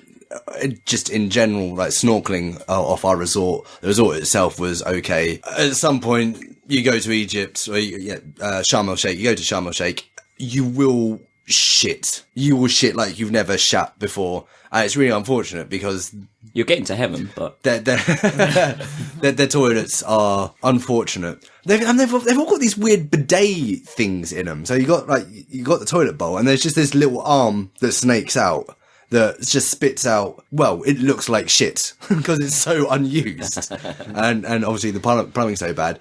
But we had a moment of we were going to see some dolphins, go to swim with some dolphins, and this particular taxi driver, he going, oh yeah, I know the way, and started driving us off. And we start firing off down the motorway, and it's Egypt, so everything is entirely too fast, and there's just no order. There are lanes, but nobody really pays attention to them. We sort of go on beyond a point, and it's worth pointing out that there's no rear window whatsoever. That's just gone. There's not even like not even a sheet of plastic or some shit. It's just there's just emptiness where there should be glass. And we shoot past this turning that kind of suggests maybe this is where you want to go for dolphins. Yeah. And we all kind of start sort of mumbling amongst ourselves, and then just somebody, I can't remember who it was, sort of mentions it to the dude, like, yeah, the sign for dolphins was back there. At which point he goes, oh, and seems to realise what he's done. At which point he just fucking slams the car into reverse and just starts going high speed reverse right back down the motorway. Jesus. And at that point, that was kind of more bad because I felt bad for everyone else. I thought it was hilarious. Not as bad, but that happened at Creamfields on the way back when the... Creamfields being a British dance festival. Yes. Yeah. On the way back, Andy was not feeling very well. Andy was leaning out of the side of the window. He's done Creamfields proper. And we were driving along, and then we're like, that was a turning because the cab, they were following the rest of our mates in the other cab in front. and was like, that was our turning, and at which point the cab driver, puts in reverse and reverses down a dual carriageway in Manchester, and then turns down the turning. I was screaming quite a lot because there were cars behind us on the dual carriageway. What the fuck are you doing? That was not so fun. It's kind of a travel story. Yeah. Going to work. He didn't outline travel. All he outlined that his name is pronounced Richard. So did I tell the story on the podcast already about me spinning out on a motorway? No. Right. I don't think I've ever heard this. Yeah. It's the reason why now when it rains I go 60 on the motorway, or at least avoid a certain part. You do that all the time anyway. At least avoid a very certain part in between junctions 5 and 4 on the M25 being in the fast lane. I was travelling to Sevenoaks where I worked, and heavy rain, roads a little bit puddly, and I was in the fast lane.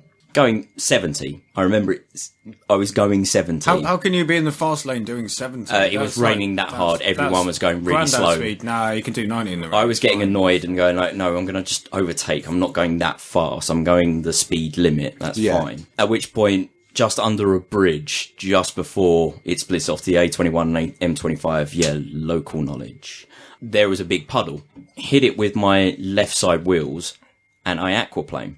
And that's fine. I've aquaplaned before. You just adjust a little bit the other way and you're fine. However, I over-adjusted and I had a car on my left-hand side right next to me. So I realised I over-adjusted, adjusted too far back right and spun on a motorway. Oh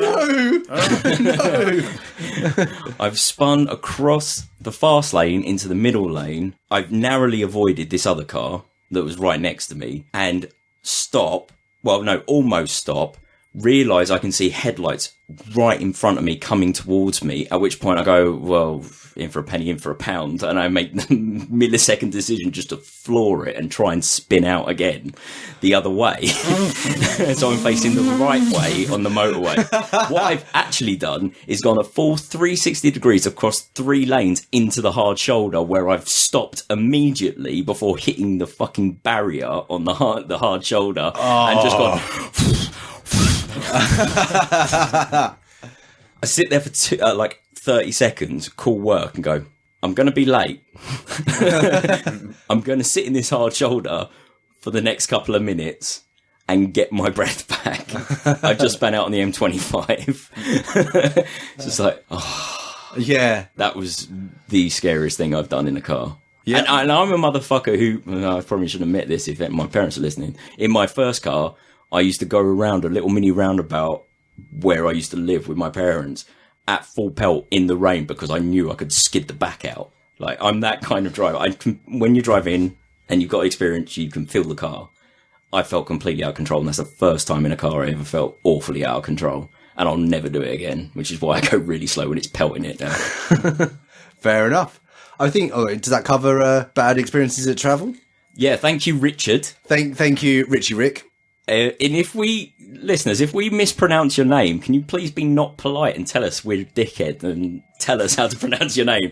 I'm going to message you straight after we finish the recording. Richard! Are you fucking with us? Richard! Fucking Richard! I'm so glad we got compression on this recording because that part of the conversation was really loud. Cool. Okay, lovely. Let's get a pot for Eben. There you are. Take one from El Community. One from the community chest. Sorry, I just took a swig of whiskey and forgot to breathe. Das Community. And what we got? This is from Ed Paul. Oh, this will be before he was a regular host, I guess. Yeah, I guess. Oh, never mind, Dom. The CSB clean sweep has been broken. Not this time, matey. Not this time. Captain Sickbeard is dead. Long live Captain Sickbeard. Okay, cool. So this is from Ed Paul. You're right, Eddie. You're throwing a dinner party for 5 and you can invite anyone from history. Who? Did I do this already? Oh, yeah, we did the podcast. I changed it, didn't I? Yeah. Because it was a shit topic. So, let's do dinner party then. Dinner party. Well, last time it was podcasts. Okay, so let's go with, I will take... Actually, come back to me. I'm going to go with Stephen Fry. Okay. I'm going to go with... Shit, what's the name of that comedian? Well, Adam Buxton, obviously. Okay. We'll do Adam Buxton. Reginald D. Hunter. Mm-hmm. I'm going to get Skin Diamond in there again, because... Fair enough. And Dr. Kennedy from Neighbours. Nice. Okay, I'm going to go Oliver Cromwell, Kublai Khan. What's her name? The French lady. Joan of Arc. Joan of Arc, Mary Whitehouse, and a Spartan. Those are going to be my 5 dinner guests. I will make some food for them. I will serve it up, and then I'll go watch from the live feed next door as it all just descends into chaos. My money. Fuck dinner party. To be fair, my money's on Mary Whitehouse. I didn't go for any historical figures, but I fucked up. Taz, you utter bastard, that was my plan. Not the same people, but it just, like, as in, like, yeah, put them all together, and then, bang, explosion. And now I've got to think of something else, you fucker. Well, I mean, another way we could go, rather than fight, we could go for love. So we could do what? We could do Casanova, we could do Marquis de Sade, we could do... Oh, what was the other dudes? Was the opposite of... Massok. Oh, yeah. We could get in... I don't know, let's say... who was the woman who rode into town naked? Her. That was the wife of... Shit. Boudica, Boadicea? No. She rode into town naked. Oh, Lady Godiva. Lady Godiva. And... Ooh. Lady Godiva, you've been out too long in the midnight. I'm trying to think of another prominent woman of sex in history, and I'm drawing a blank. Cleopatra. Cleopatra. Yeah, Cleopatra was on my list of things. And not the historical figure, the band. Actually, do you know what? Fuck it. I want to knock out Casanova and replace him with Sappho. Sappho? Yeah, the Greek poet. Right, yeah. From Lesbos. Yeah. Lesbos. So, Lesbos. There we are. Does that help at all, Alex? No, it didn't at all. It didn't at all. I'm going to go for Richard Madley, of Richard and Judy. Yep. Yeah. That one. You'd have some sex stories to talk about. And that's the least boring person. I'm trying to find more boring people progressively. The ex-host of Countdown. Oh, yeah, exactly. Richard Nobody Richard knows. Whiteley. Yeah.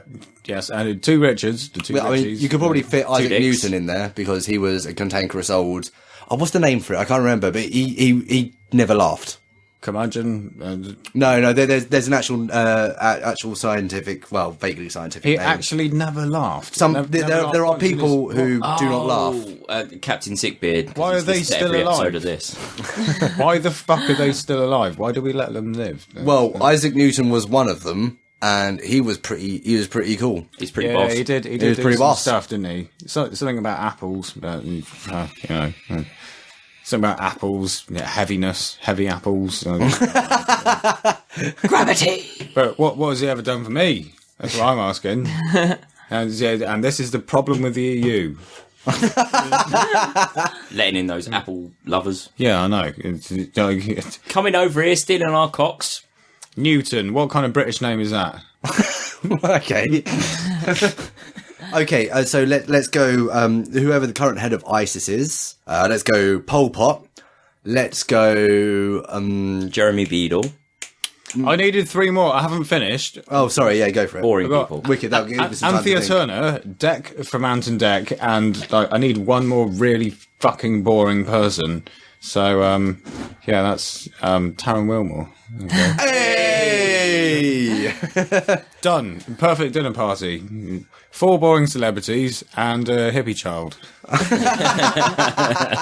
Man-child, thank you very much. Mine was, I just instantly thought of loads of people from history with really cool outfits. Being a costumier. Yep. So I thought Henry VIII, Cleopatra. Can't steal mine. No, I'd already thought of Cleopatra before. That's why I didn't want to say her when Taz was asking for other sex people. I was like, I don't want to say it because I want to say her. I don't want Cleopatra to be stolen from me. And then I was trying to think of somebody from the Victorian era. Any pretty woman from the Victorian era, that would do. And then Marie Antoinette, that'd be pretty badass. She'd be pretty cool to have a party with. Really? Is it? Yeah, loads of cake. It's a misnomer. I don't care. Shut up, cake. Pretty costumes. I can think of and cake. one to add to your costume party. Yeah. Kato, Steam Girl. Look her up. Yeah. Fit. And then it's one more that I did have, but I have now forgotten. I cheat and I write the shit down. Yeah, I'm working on the next one. Give me just 1 second. I've got Manson, Jack the Ripper, Abu Hamza. Let's go Vlad the Impaler, Son of Sam, and then finish it off with Katie Hopkins. Beautiful. And just in the off chance they might get bored waiting for their mains. Yeah, exactly. And do you know what? We can pretty much do that list over and over again and just swap out Katie Hopkins for, Slobodan Milosevic. Or, as he's known to his friends, Slobodan Milosevic. Oh, God. I've got an offensive joke. Does anyone want to hear it? You're not. You're not. What's black and slides down Nelson's column? Winnie Mandela. It's not an offensive joke. Not really. That's just like entirely accurate. Yeah, fair enough. Cool. One from the hot pot, shall we? And that's fine, and that's good for her. And I'm glad that they still do that at their age. That's Well, he's good. dead now, isn't he? Oh, for fuck's sake. I reiterate my point. I'm glad that they still do that at their age. Well, Sorry, that for fuck's sake was because I just pulled out a topic from the host pot. right. Brexit. Isn't that timely? I put that in the pot a couple of weeks Oh ago. no, really? We've had the most fucking politically charged podcast for a while. Do we have to? Yeah. Yeah, Really? It's kind of the rules, dude. Oh. If you understand the topic, then they're in the topic we shall do. Oh, but Thank you, Eddie, for that last one, by the way. Fuck you. I mean, hello. Okay, so let me take a moderate stance on it. First of all, explain it to international listeners. So to international listeners, what Brexit is the referendum that's coming up in England, or the UK rather, about whether or not the UK should be a member of the European Union. So basically what we've been talking about for the entire podcast without actually explaining it. Yes. Yeah, that's yeah. it. Very, very, very sorry. Vote Remain, everyone. Please do. Yeah, if you're listening, do vote Remain, because I'm going to start off in a moderate position. Nobody's going to be listening who votes Leave. What did you No, do? true. It's not If we got any Leave listeners, that would you actually fucking kidding astound me. me. It's not going to happen. So Well, we hope to God it's not going to happen. There's a lot of old voters in this country. there are, and Has his mum as well. yes, as I learned. Can you tell there I them am that with if the she fucking remains, landscape. there'll be real dragons? She's like, as long as they're not foreign dragons. Oh, true British dragons, Mum. As long as they're Honest. British, right? Like the ones that St. George killed. Wait, hang on. The Palestinian guy who killed it. Yeah, we want Yeah, dragons. he was an immigrant. God damn it! We No, want he wasn't in this good country. English, Hang on. Good English dragons. No, the dragon was the enemy. The dragon is not the symbol of England. That's a symbol of Wales because they hate us. Fuck Welsh people. If we've got any listeners in Wales, fuck off. No, I'm joking. I love the Welsh. That's the one accent I want. I wish I could do to it. be able I to really walk wish into I a could do room it. and just go, "Can we have a video?" I like that boy. Oh, how's it fucking going, you right boy? It's so lovely, isn't it? On a girl as well. It's the sexiest fucking accent. Do you think I quite I like love the Welsh accent. Australian Yeah, on that's pretty good women as well. Yeah. And also, they're Celtic, but look slightly Chinese sometimes. The Welsh. Yeah. Have you not seen slightly Chinese Welsh people? Yeah, they're usually like half Chinese, half Welsh. No. There is a genuine. There's a thing in their genes where they look a tiny bit. I'm now thinking back to every Welsh person I've ever met in my life, and yeah, no Far East influence appears obvious. Have you never seen? You've never been to any of the mining towns where they've all been underground for so long and their eyes are. Where are you going? Oh, Don't start that. No, fuck off. Fuck off. You sit down, boy. We know where you're going. Sit down. You shut the fuck up. You are the worst human being ever. I know. The views of Alex do not represent that of the Pot Topic podcast. Disclaimer. I've got Chinese friends. One. I'm not racist, but Oh yeah. Some of your best friends are Chinese, are they? Fantastic. Okay, so allow me to. I was just making garbage. I was making a joke about the shape of human faces. I mean, white people look fucking ridiculous a lot of the time. Like sort of. So do you right now? Potato-faced orc people. Oh my god!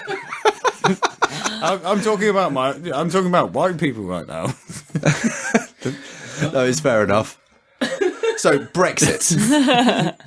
Fuck you. We're going to do this. Look, if we leave the EU, what benefits do we have? Oh, fucking nothing. all the arguments. They rely on two things that I've encountered, really. One is this idea that of sovereignty, where we should reclaim our sovereignty. The other is this idea of immigration. For the most part, it seems that people who espouse the need to curb immigration have a wildly inflated view of the state of immigration in this country. They talk about losing control of the borders, which, well, no, because we've got a reasonably strict immigration policy. They talk about having too many immigrants in the country, where it's a handful of million. I think it's somewhere in the region of about 7.5 million immigrants are currently in this country, which is interesting because there's about 5.5 million English immigrants abroad at the moment. A lot of them in Europe. We call them expatriates. Yeah, exactly. That's Which is this is the wicked thing I saw the other day. It's like, dear immigrants, if you want to get on in England, rebrand yourself as expatriates because no one will expect you to integrate or learn the language. Which I thought nail exactly head true. perfect. Yeah. I go and start your own pubs where you don't learn the language. It's gonna be fine. Way Pakistan. That'd be brilliant. There is an argument for Brexit, which is purely the membership fee to the EU. Okay, so you've got I think it's 13 billion last year we paid, but only received 4.5 billion worth of spending. That's spending. How so? So the UK's net contribution, I'm reading this, sorry. UK's contribution was 8.5 billion. That's about 7% of what the government spends on the NHS a year. Which is absolutely... So that was our contribution to the EU, which is about the same as what we spend on the NHS. But given that the fact that the people that are also pro-Brexit are also those people pro-privatising the NHS. Yeah. I don't think they entirely are. The whole privatising the NHS thing just kind of slips under the radar. Still look at the fact that, was it 51% or something around there? It's more than 50% worth of our trade comes solely from being an EU Oh, yeah, member. absolutely. Yeah, that is a fact. About 50%. It's ridiculous. You've also got the fact with immigration law, there seems to be another one of the main arguments is that all these immigrants coming over here stealing our jobs sounds familiar, doesn't it, Trump? My biggest issue with that is it demonstrates a fundamental lack of understanding in economics. Exactly. An influx of people... If somebody can come over and be better at your job than you when they don't know anyone and they've got a second language. It's not just that. It's not just that, Alex. Okay, having more people doesn't mean jobs that were already there are being taken away. More people means more jobs. It generates more jobs. We can get more done. Okay. Yeah. Okay, so genuine facts. Let's counter that with what the pro-Brexit party are you doing our devil's advocate on this one? Yeah, I'm trying Good to. man, So, thank you. So we've got the idea of sovereignty. So basically being able to write your own rules, you don't listen to EU law, you put, I don't want to use this phrase, but put British people first. So the issue we've got with that, with that as an argument, is the fact that the idea that our laws are not sovereign and that we don't have complete control over our own laws is actually kind of bullshit. I don't want my country to have entire control. Only about 15. I'm doing facts. Only about 15%. It's in the teens. It's about somewhere around 15% of our laws are EU directives, and they only get given precedence in courts and in law by direction from our government. There are some things we've had to accept, but these tend to be things like human rights, worker rights, 40-hour work week, that sort of stuff. Sovereign law does overact most EU declarations. We still have entire sovereignty over our country. Precisely. That's what we fucking pay this shitty government for. Yeah. Well, the government, our government has sovereignty of they get the to UK. pass bills. They get to absolutely do referendums. all this kind of shit. Lawmaking is still entirely in our hands and is still completely under our aegis. I'm still not seeing any benefit from leaving. No, That's because your mother's- there aren't any. I thought that had been improved like years and years and months. sorry, Heather. Sorry, go on. I know. Sorry. Oh, I was going to say, like, Taran, your mum's argument for leaving was we didn't sign up to this when we joined the EU. No, her argument was that she really hates David Cameron, and David Cameron said he'll leave if we leave EU. So she wants to vote to leave EU because that means we get rid of David Cameron. No, but then that means we get we get a Johnson Gove government. Yeah. Oh, fuck that shit. No, that seems to be the way that's we going. said that to her, and she said, oh, well, that doesn't matter because at least David Cameron's not in it. No, but David Cameron might get voted out in the next one. That shouldn't make it dependent on whether you should stay in the EU or not. And she went, I don't care, I don't like David Cameron. So I'm voting to get out of the EU. We'll be left alone on this tiny little insignificant island with the Tories in power and Donald Trump about to become the American president. Like that's not a good place to be. And the other thing, I was watching this fantastic video from a lecturer at Leeds University, I think it was. And one of the things he was saying, so if we leave, what will happen is a lot of our lawmaking, the entirety of our lawmaking, has happened as being part of the European Union. Yeah, it's been since the 80s. Yeah.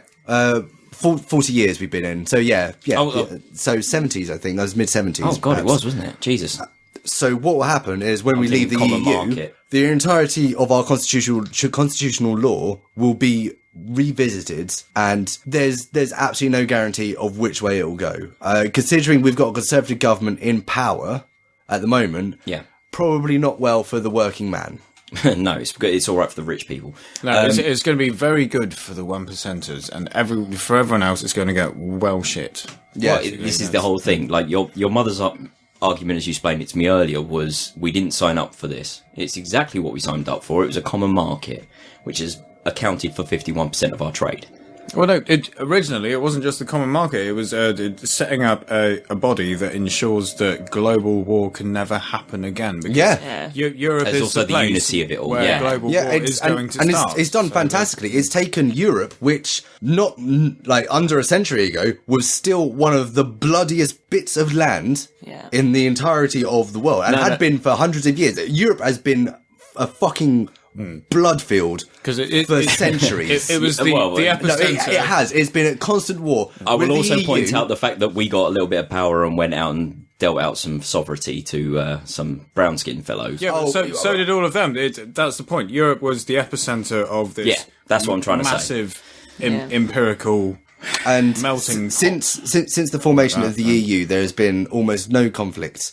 There's been no conflicts within the EU partnership, within the Union. No bloody conflict, yeah. Also, they've dissolved, I think, what was the figure? 13 dictatorships? Which, fucking good in my book. NATO forces. As a peacekeeping force, fantastic.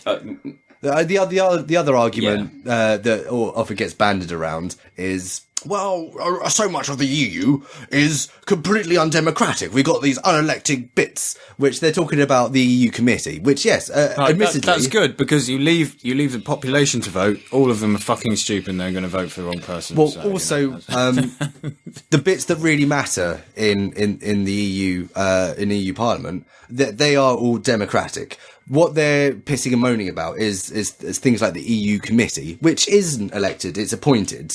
But they don't do any lawmaking. They just put shit forward to the Parliament to discuss. Which I should point out, we're one of what's called the big three in the EU. That's Germany, France, and UK. Nothing happens without the big three's say so. Mm-hmm. So we're still making the laws. So it's better to stay in. And if things do shit up later, we can leave then. If it gets obviously bad. But all we got for the time being... All we've got is fucking benefit.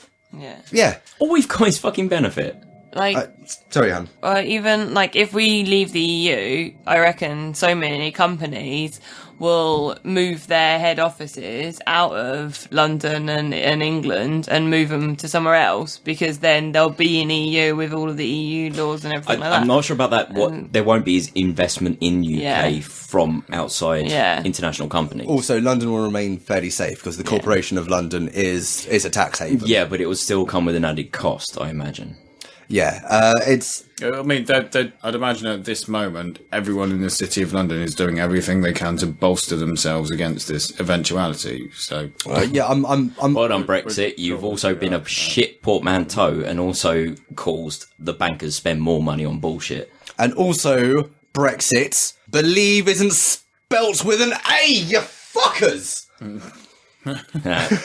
So, I mean, I suppose that covers it. Oh my God, can we have a happy topic? Yeah, absolutely. I'll just finish off, and I will. Can you tell we're like a few days away from this fucking referendum? No more politics. We are I will keep this. I'll keep this balanced and moderate. No, fuck that shit. We're clearly left wing. Every argument, and the people who seem to be part of the exits, the Leave camp, either they are hungry for power, they're anti-intellectual, or they're xenophobic, racist, ballbag fuckheads. I've not seen a lot. I've seen almost nothing to suggest otherwise. No, is it exactly? That's been one of my oldest arguments when I was working outside of London and I would meet people who are racist and I'd be like, "Have you ever met a clever racist?" that was my one argument. Just like, no, stop. Have you ever met somebody who's much cleverer than you? And you're like, wow, you know lots, and they're a racist. No, I haven't. So, no, you have. Like, I've met lots of people who are much cleverer than me, and none of them are racist. So that's kind of that might be a sign. So the next time you meet somebody who's much cleverer than you, ask them, "Are you a racist?" And if they're not, no, I've got lots of Chinese friends, and they're all from Wales. If they're not, maybe that might give you a fucking clue. Cool. Shall we take a quick break? Actually, well, we are like 15 minutes away from the end, so it's up to you. Okay, fucking let's power on. Do you want a fag? Let's do it. No, let's go for it. All right, let's plough in. So one from the community chest, I believe it is pudding. No, the last one. Yeah, you. Okay, the so last one. So me. away you go, Tom. You just had to one. Oh, I did take that. Yes, Alex. Rue, what you got? Community chest. Community chest. Community chest. Give that a good jumble. Oh, can you hear that? Guarantee it's Listen to that jumbling. Oh, that's the sound of a good jumble. Right. Can I just take a moment to be very impressed with ourselves about being an hour and 3/4 into a show and still having the ability to have something approaching a reasonable debate or can I also point out the whiskey is finished? Apart from what's the tiny bits left in our glasses, we've managed to... Well done, boys. I don't know if it was a balanced argument. Definitely not a balanced argument. Don't know if we actually made any facts correctly, but...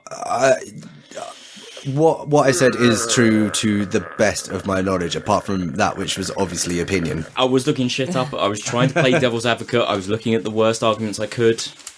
Or the best arguments against, shall I say? But there's just... Vote Remain, everyone, please. This is going to come out after the referendum, so I don't know why I'm begging, but I'm going to send vibes off into the world. Please vote Remain. Yeah. I mean, the fortunate thing is that even if the referendum does ask for exit, it's not cast in stone. That's just something... We don't get the final vote on that. That still goes through Parliament. Did you see that thing that came up on the government website that was a vote to abstain? No, it was a vote to cast out any referendum. Yes, yeah. Yeah, I forgot to sign that one, but it's probably too late at this point. It's too late. It wouldn't get discussed. There's no way. But it's nice the government put that poll up on the website, I guess. No, people make the polls. Okay. And then share them round. Right, okay, I've got one. It's CSB, so obviously Captain Sickbeard again. You're right, Dom. Hello, I've never met you. I don't know you. And neither have we. Taz has. I have. We'll be at the wedding. We could be the best of friends, but you might think I'm an absolute prick and we hate each other. So next community episode, can we get you here just to be in the audience, maybe? Yeah. Do you know what? I completely meant to message him, see if he was available to sit in the audience for the last one. Fucking Jeb End. Yeah. Taran! What's the topic, Alex? Rue, what you got? The topic is In a world where time travel is possible, but only in the form of a video-style link / occurs right app, what would you go view? In a world where time is... you can time actually go back in time and see the past. However, you can't actually time travel, you just go back and look at it. It's like a video link. Yeah. I'm guessing so it's like Scrooge. That's what he's guessing at there. Yeah, I suppose. Christmas Carol. Yeah. Okay. Oh, so naked queens. As Victorian. generally, yeah. You want the costume. Any time in the Victorian era. If I could walk around London. Oh no, you can only see it. You've only got a video feed. I have a video feed of me. I can walk around. If it's like Scrooge, I can make the video feed walk around London. Oh, so it's sort of okay. Let's extend video feed to VR feeds then. Yeah. So you go walking around. Yeah, cool. Okay. I'd walk around Victorian London and go shopping and see all the pretty costumes and yay, Victorian era. And then be thoroughly depressed when you go to the Pol Pots. I avoid that bit. I prefer romance over truth. I don't blame you. I don't know. Well, the poor bit of the Victorian era in the books I'm reading at the moment is still pretty cool. I'd like to go there, but that's entirely all steampunk and made up anyway. But it's all based on facts, Victorian era. I'd probably go back to the Neolithic era when people were worshipping trees, because it'd be like there'd be such purity in what you do. You're like, I exist to do this, and yes, they would set fire to it. Basically, just fucking and setting fire to things. It'd be great. Actually, from an anthropological perspective, it'd be fucking glorious to have a window back just to see prehistoric man go about his thing. How did you get all those stones there? Seriously? Oh no, it's just. Oh shit! Yeah, actually, like seeing the building of. You'd have the answer to Stonehenge. You'd be like, how the fuck did you get them there? Well, it was very simple. We just we invented wheels. You thought we didn't have them. You're like, yeah, you put them on logs. It's like, no, we had rollerball bearings and everything. It's fine. Yeah, entirely possible. It'd be interesting just to be able to see. It would. It's just it was all made out of prawn crackers, so it's all obviously decayed very quickly. We also invented the Chinese takeaway in Wales. Yeah. Do you know what? I'd get a history video link to the moon for what was it, 68 or 69, and see if they actually did. Not see if they actually did. Like I'm beyond reasonable. Beyond reasonable doubt that absolutely we visited the moon. It's just nice to be able to go. And here is the video proof that's happening right now from other angles, not those that have just been provided. Of course, it won't matter to conspiracy theorists. Conspiracy theorists will still be like, "Oh no, you like this is fake too." Yeah. Because the thing is, you can conspiracy theorize absolutely everything. It doesn't matter what it is. You can conspiracy theorize it and be like, "Oh no, that's what they want you to think." And it's difficult to convince these people. You go. You know what? Sometimes people aren't lying. Taz, what a brilliant sometimes people are genuinely doing things because they want to do them. You're talking about the David Icke interview? Yeah, the David Icke interview. Okay, Alex, you'll like this. I went on a conspiracy theory kick recently because I discovered this stuff about Planet X and this planet Nibiru and started looking into that and went down the rabbit hole. And listeners, you'll thank me for cutting that out in the last issue. Yeah, I didn't really plan that well enough. So I watched this interview with David Icke. Why did you do that? Just out of interest, to be honest. Come on, curiosity. I have watched a few. They've been enormously entertaining. That's why you've done it, yeah. So I watched an interview regarding his latest tour, and his latest thing is that we're all inside a quantum computer as a simulation. So he was kind of talking through that. He makes it up as he goes along, surely. He's gone like, I've worked it out now. Wait for it. So I get about an hour and a half in, and he's just been waffling, and he's just been going from one topic to the next, just kind of feeding. And then at some point, after an hour and a half, he kind of links it back to, as he's talking, he arrives at an earlier point and says, I shit you not, as near as I can get the quote, is, oh, there you go. If you talk for long enough, it all connects. fucking conspiracy theory in a nutshell, mate. Just keep talking. And everything connects. It's ridiculous. Keep talking. You can make anything logical. Appear logical. Yeah, argue point at least. Yeah, don't know. What else? I mean, I've got one. Actually, no, I've got two technically. Okay. I'd really love to go back to the Million Man March and see Minister Farrakhan do his 45-minute long speech at the Million Man March. I'm unfamiliar. Oh, look it up. Okay. Well, obviously, civil rights movement in America, but also very poignant internationally.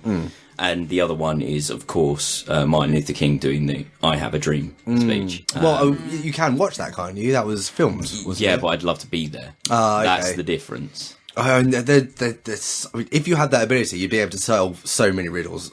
One of the things I'd do is go 30 BC back in Jerusalem, see what the fuck was going on with this Christ fellow.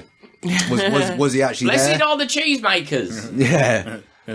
How did it all go down? And then after he's crucified, just oh my god, that's it. Just leave the video feed on the rock. Go back to the crucifixion. Okay. Go back to the crucifixion and sing "Always Look on the Bright Side of Life." You could totally use the video feed and go and find some pirate where he left all his buried treasure, and then bam, with your time, go to where you saw him hide the buried treasure. Then you're rich. Yes. Equally as good. Not quite as theologically challenging, but but fiscally rewarding nonetheless. Treasure. Understanding of God on one side and treasure on the other side. I think I'd go for treasure. Fuck yeah! It's a lot more important than fucking religion. Yeah. It'd be interesting to use the video to get footage of some of history's greatest atrocities, and just use it as an educational tool, saying, "Look, guys, here's what it looks like when shit goes actually completely fucking wrong." That's what I want to show so much stuff to America and be like, "Look, we've done this before. The Germans have done this before as well. It doesn't end well." Oh, they don't. Okay, all right. There's a good one. Okay, so what if you could go back in time, take a video recording of Hitler taking a poop, and then go to the Nuremberg speech, and then play it back to the crowd? I mean, I would have thought that wouldn't make... Well, just to completely undermine him. Abso-fucking-lutely. How would it undermine him, though? Because everybody shits. They'd just be like, I have a feeling he does a kinky shit. Yeah, but they're Germans. They're entirely functional. They'll be kinky. They'll be like, of course the Führer must get rid of his waste products. What? Tell us what to do. What I love about Hitler... There is significant... Do you want me to finish this sentence? Yeah, go for it. What I love about Hitler is apparently, to German people, the Austrian accent sounds like a West Country bumpkin kind of accent. Oi, Baba! Here, so what eradicate the Jews! Well, also, the Nazi Party hated the term Nazi because in Germany, Nazi was short for Ignacio, and it was considered kind of a country bumpkin sort of thing. Exactly, yeah. So to call them the Nazi Party, they fucking hated it. So they were basically the BNP, but with combine harvesters. And I've got a combine harvester, and I've got Xylon B.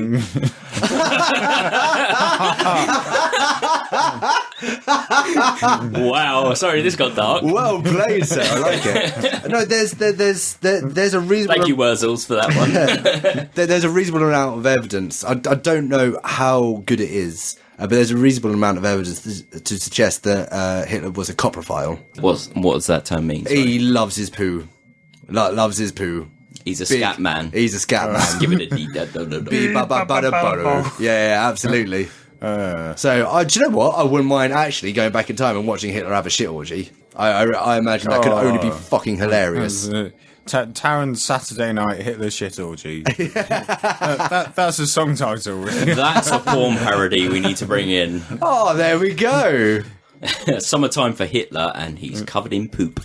Oh, mate, it'd be brilliant. Can you just imagine it? So we're sitting there, watch it, going, "Oh yeah, you call Jews the dirty ones? You filthy fuckbag! You dirty scat man, skip it in." That'd be fine if you're into it. Like whatever, just don't spread it around. That's right. Whatever floats your boat and exactly sit all in one. Whatever's your bliss, as long as it isn't on children. Chase your bliss. Listeners, chase your bliss. Shittyhitlergangbang.com. Oh, I'm registering right now and looping it back to Pot Topic. Right. Have we got any more? Cool.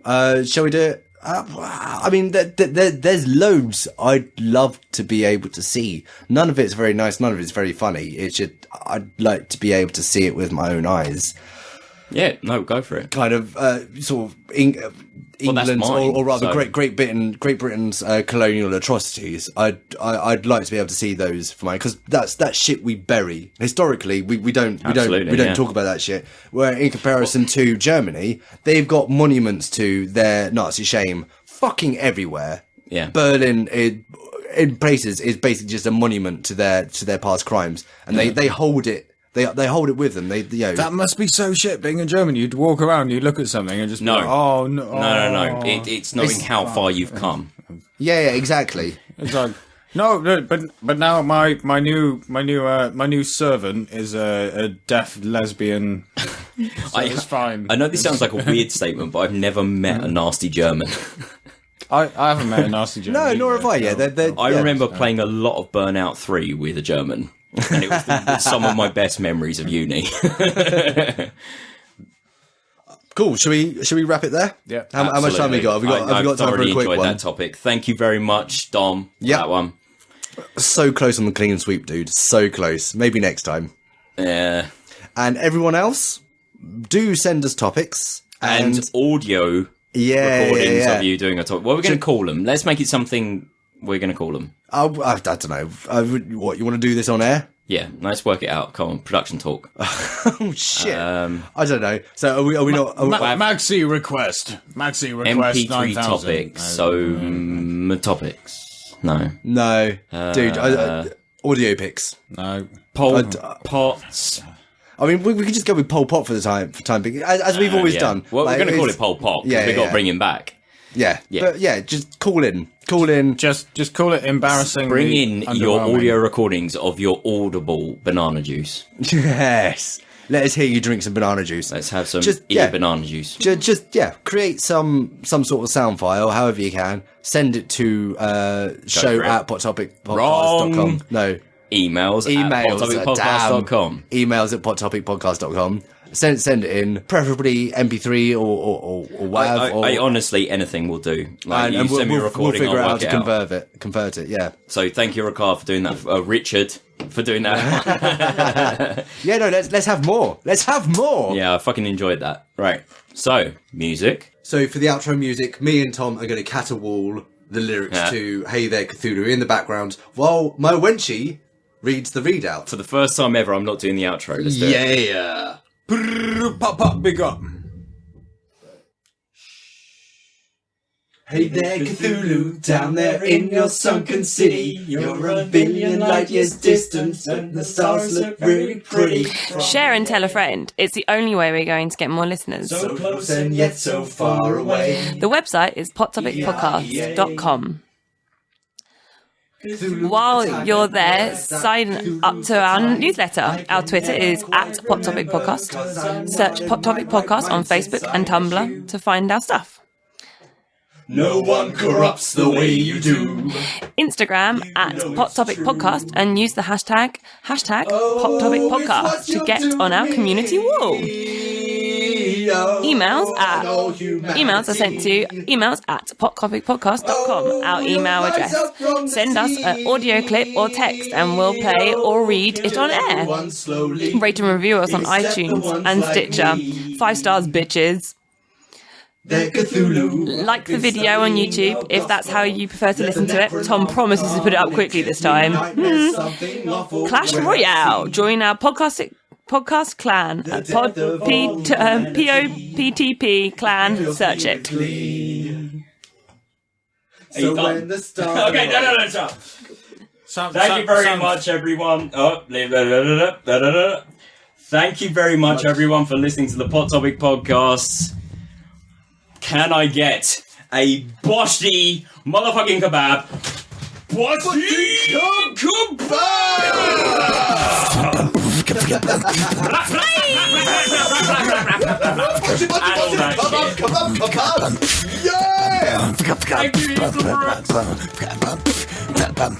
only failed at the very last, failing to say PTP clan. Well done. Cool. Right, let's... Music used in this episode was Meatball Parade by Kevin MacLeod for coMERDEy.com. It's licensed under Creative Commons by Attribution 3.0. Please see the MP3 comment tag or show notes on hottopicpodcast.com for more information. So, as an added little bonus to tag onto the bloopers here, in our contacts with Eben Brooks, he said he was going to send us some files and we could play any or all. I love the phrase, you can play one or all. Yeah, of these, absolutely phenomenal. We decided to not take the piss too much, but we did want to sling one in at the end here. I wanted to go with the Klingon drinking song. Great track, but I got to call Geeky Girls for the main thing. So and so it's my choice. So it's Tom's choice. So basically, this is the track "Deadly Ever After," which listen to the lyrics, please. And realise how clever he is. Yeah. And just fucking go support Eben Brooks. Enjoy.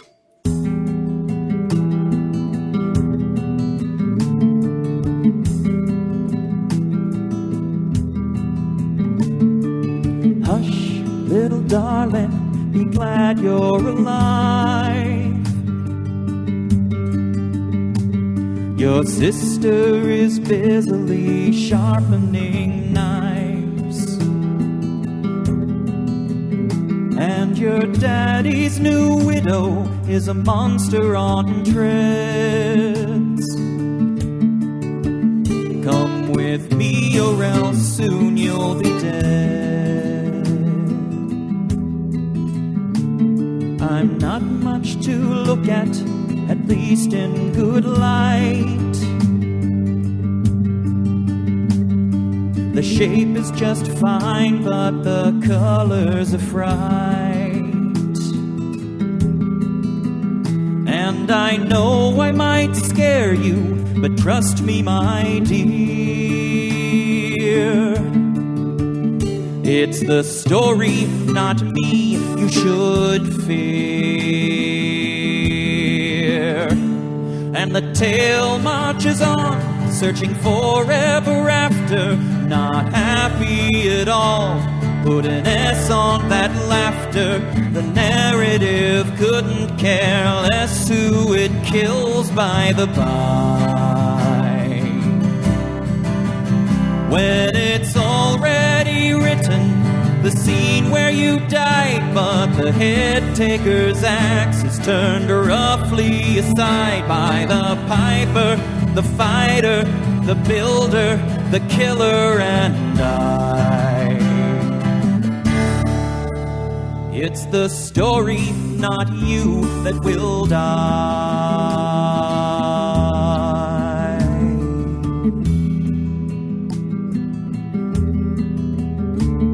It's a gingerbread house in a nestle of trees.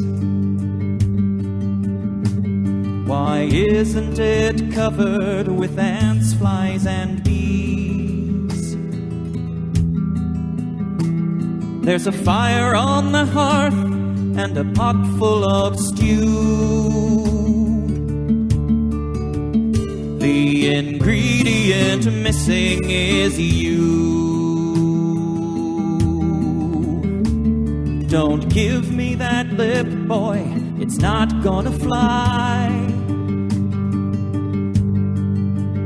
There are laws that the world will not let you defy. And it's true, I admit, that you'd never grow old. But the landing would leave you quite cold. And the tale marches on, searching forever after, not happy at all. Put an S on that laughter. The narrative couldn't care less who it kills by the by. When it's already written, the scene where you died, but the head taker's axe is turned roughly aside by the piper, the fighter, the builder, the killer, and I. It's the story, not you, that will die. We each barely escaped from the clutches of fables, which makes us uniquely equipped to disable them. But there's still dangers with which we all grapple. So whatever you do, don't give me that apple. God damn it, I'm sleeping. I can't break this spell. So I'll have to rely on the sister from hell, who will borrow a tale from the cat down the hall. Just the villain to rescue us all. And the tale marches on, searching forever after, not happy at all. Put an S on that laughter. The narrative couldn't care less who it kills by the by. When it's already written, the scene where you died, but the head taker's axe is turned roughly aside by the piper, the fighter, the builder, the killer, and I. It's the story, not you, that will die.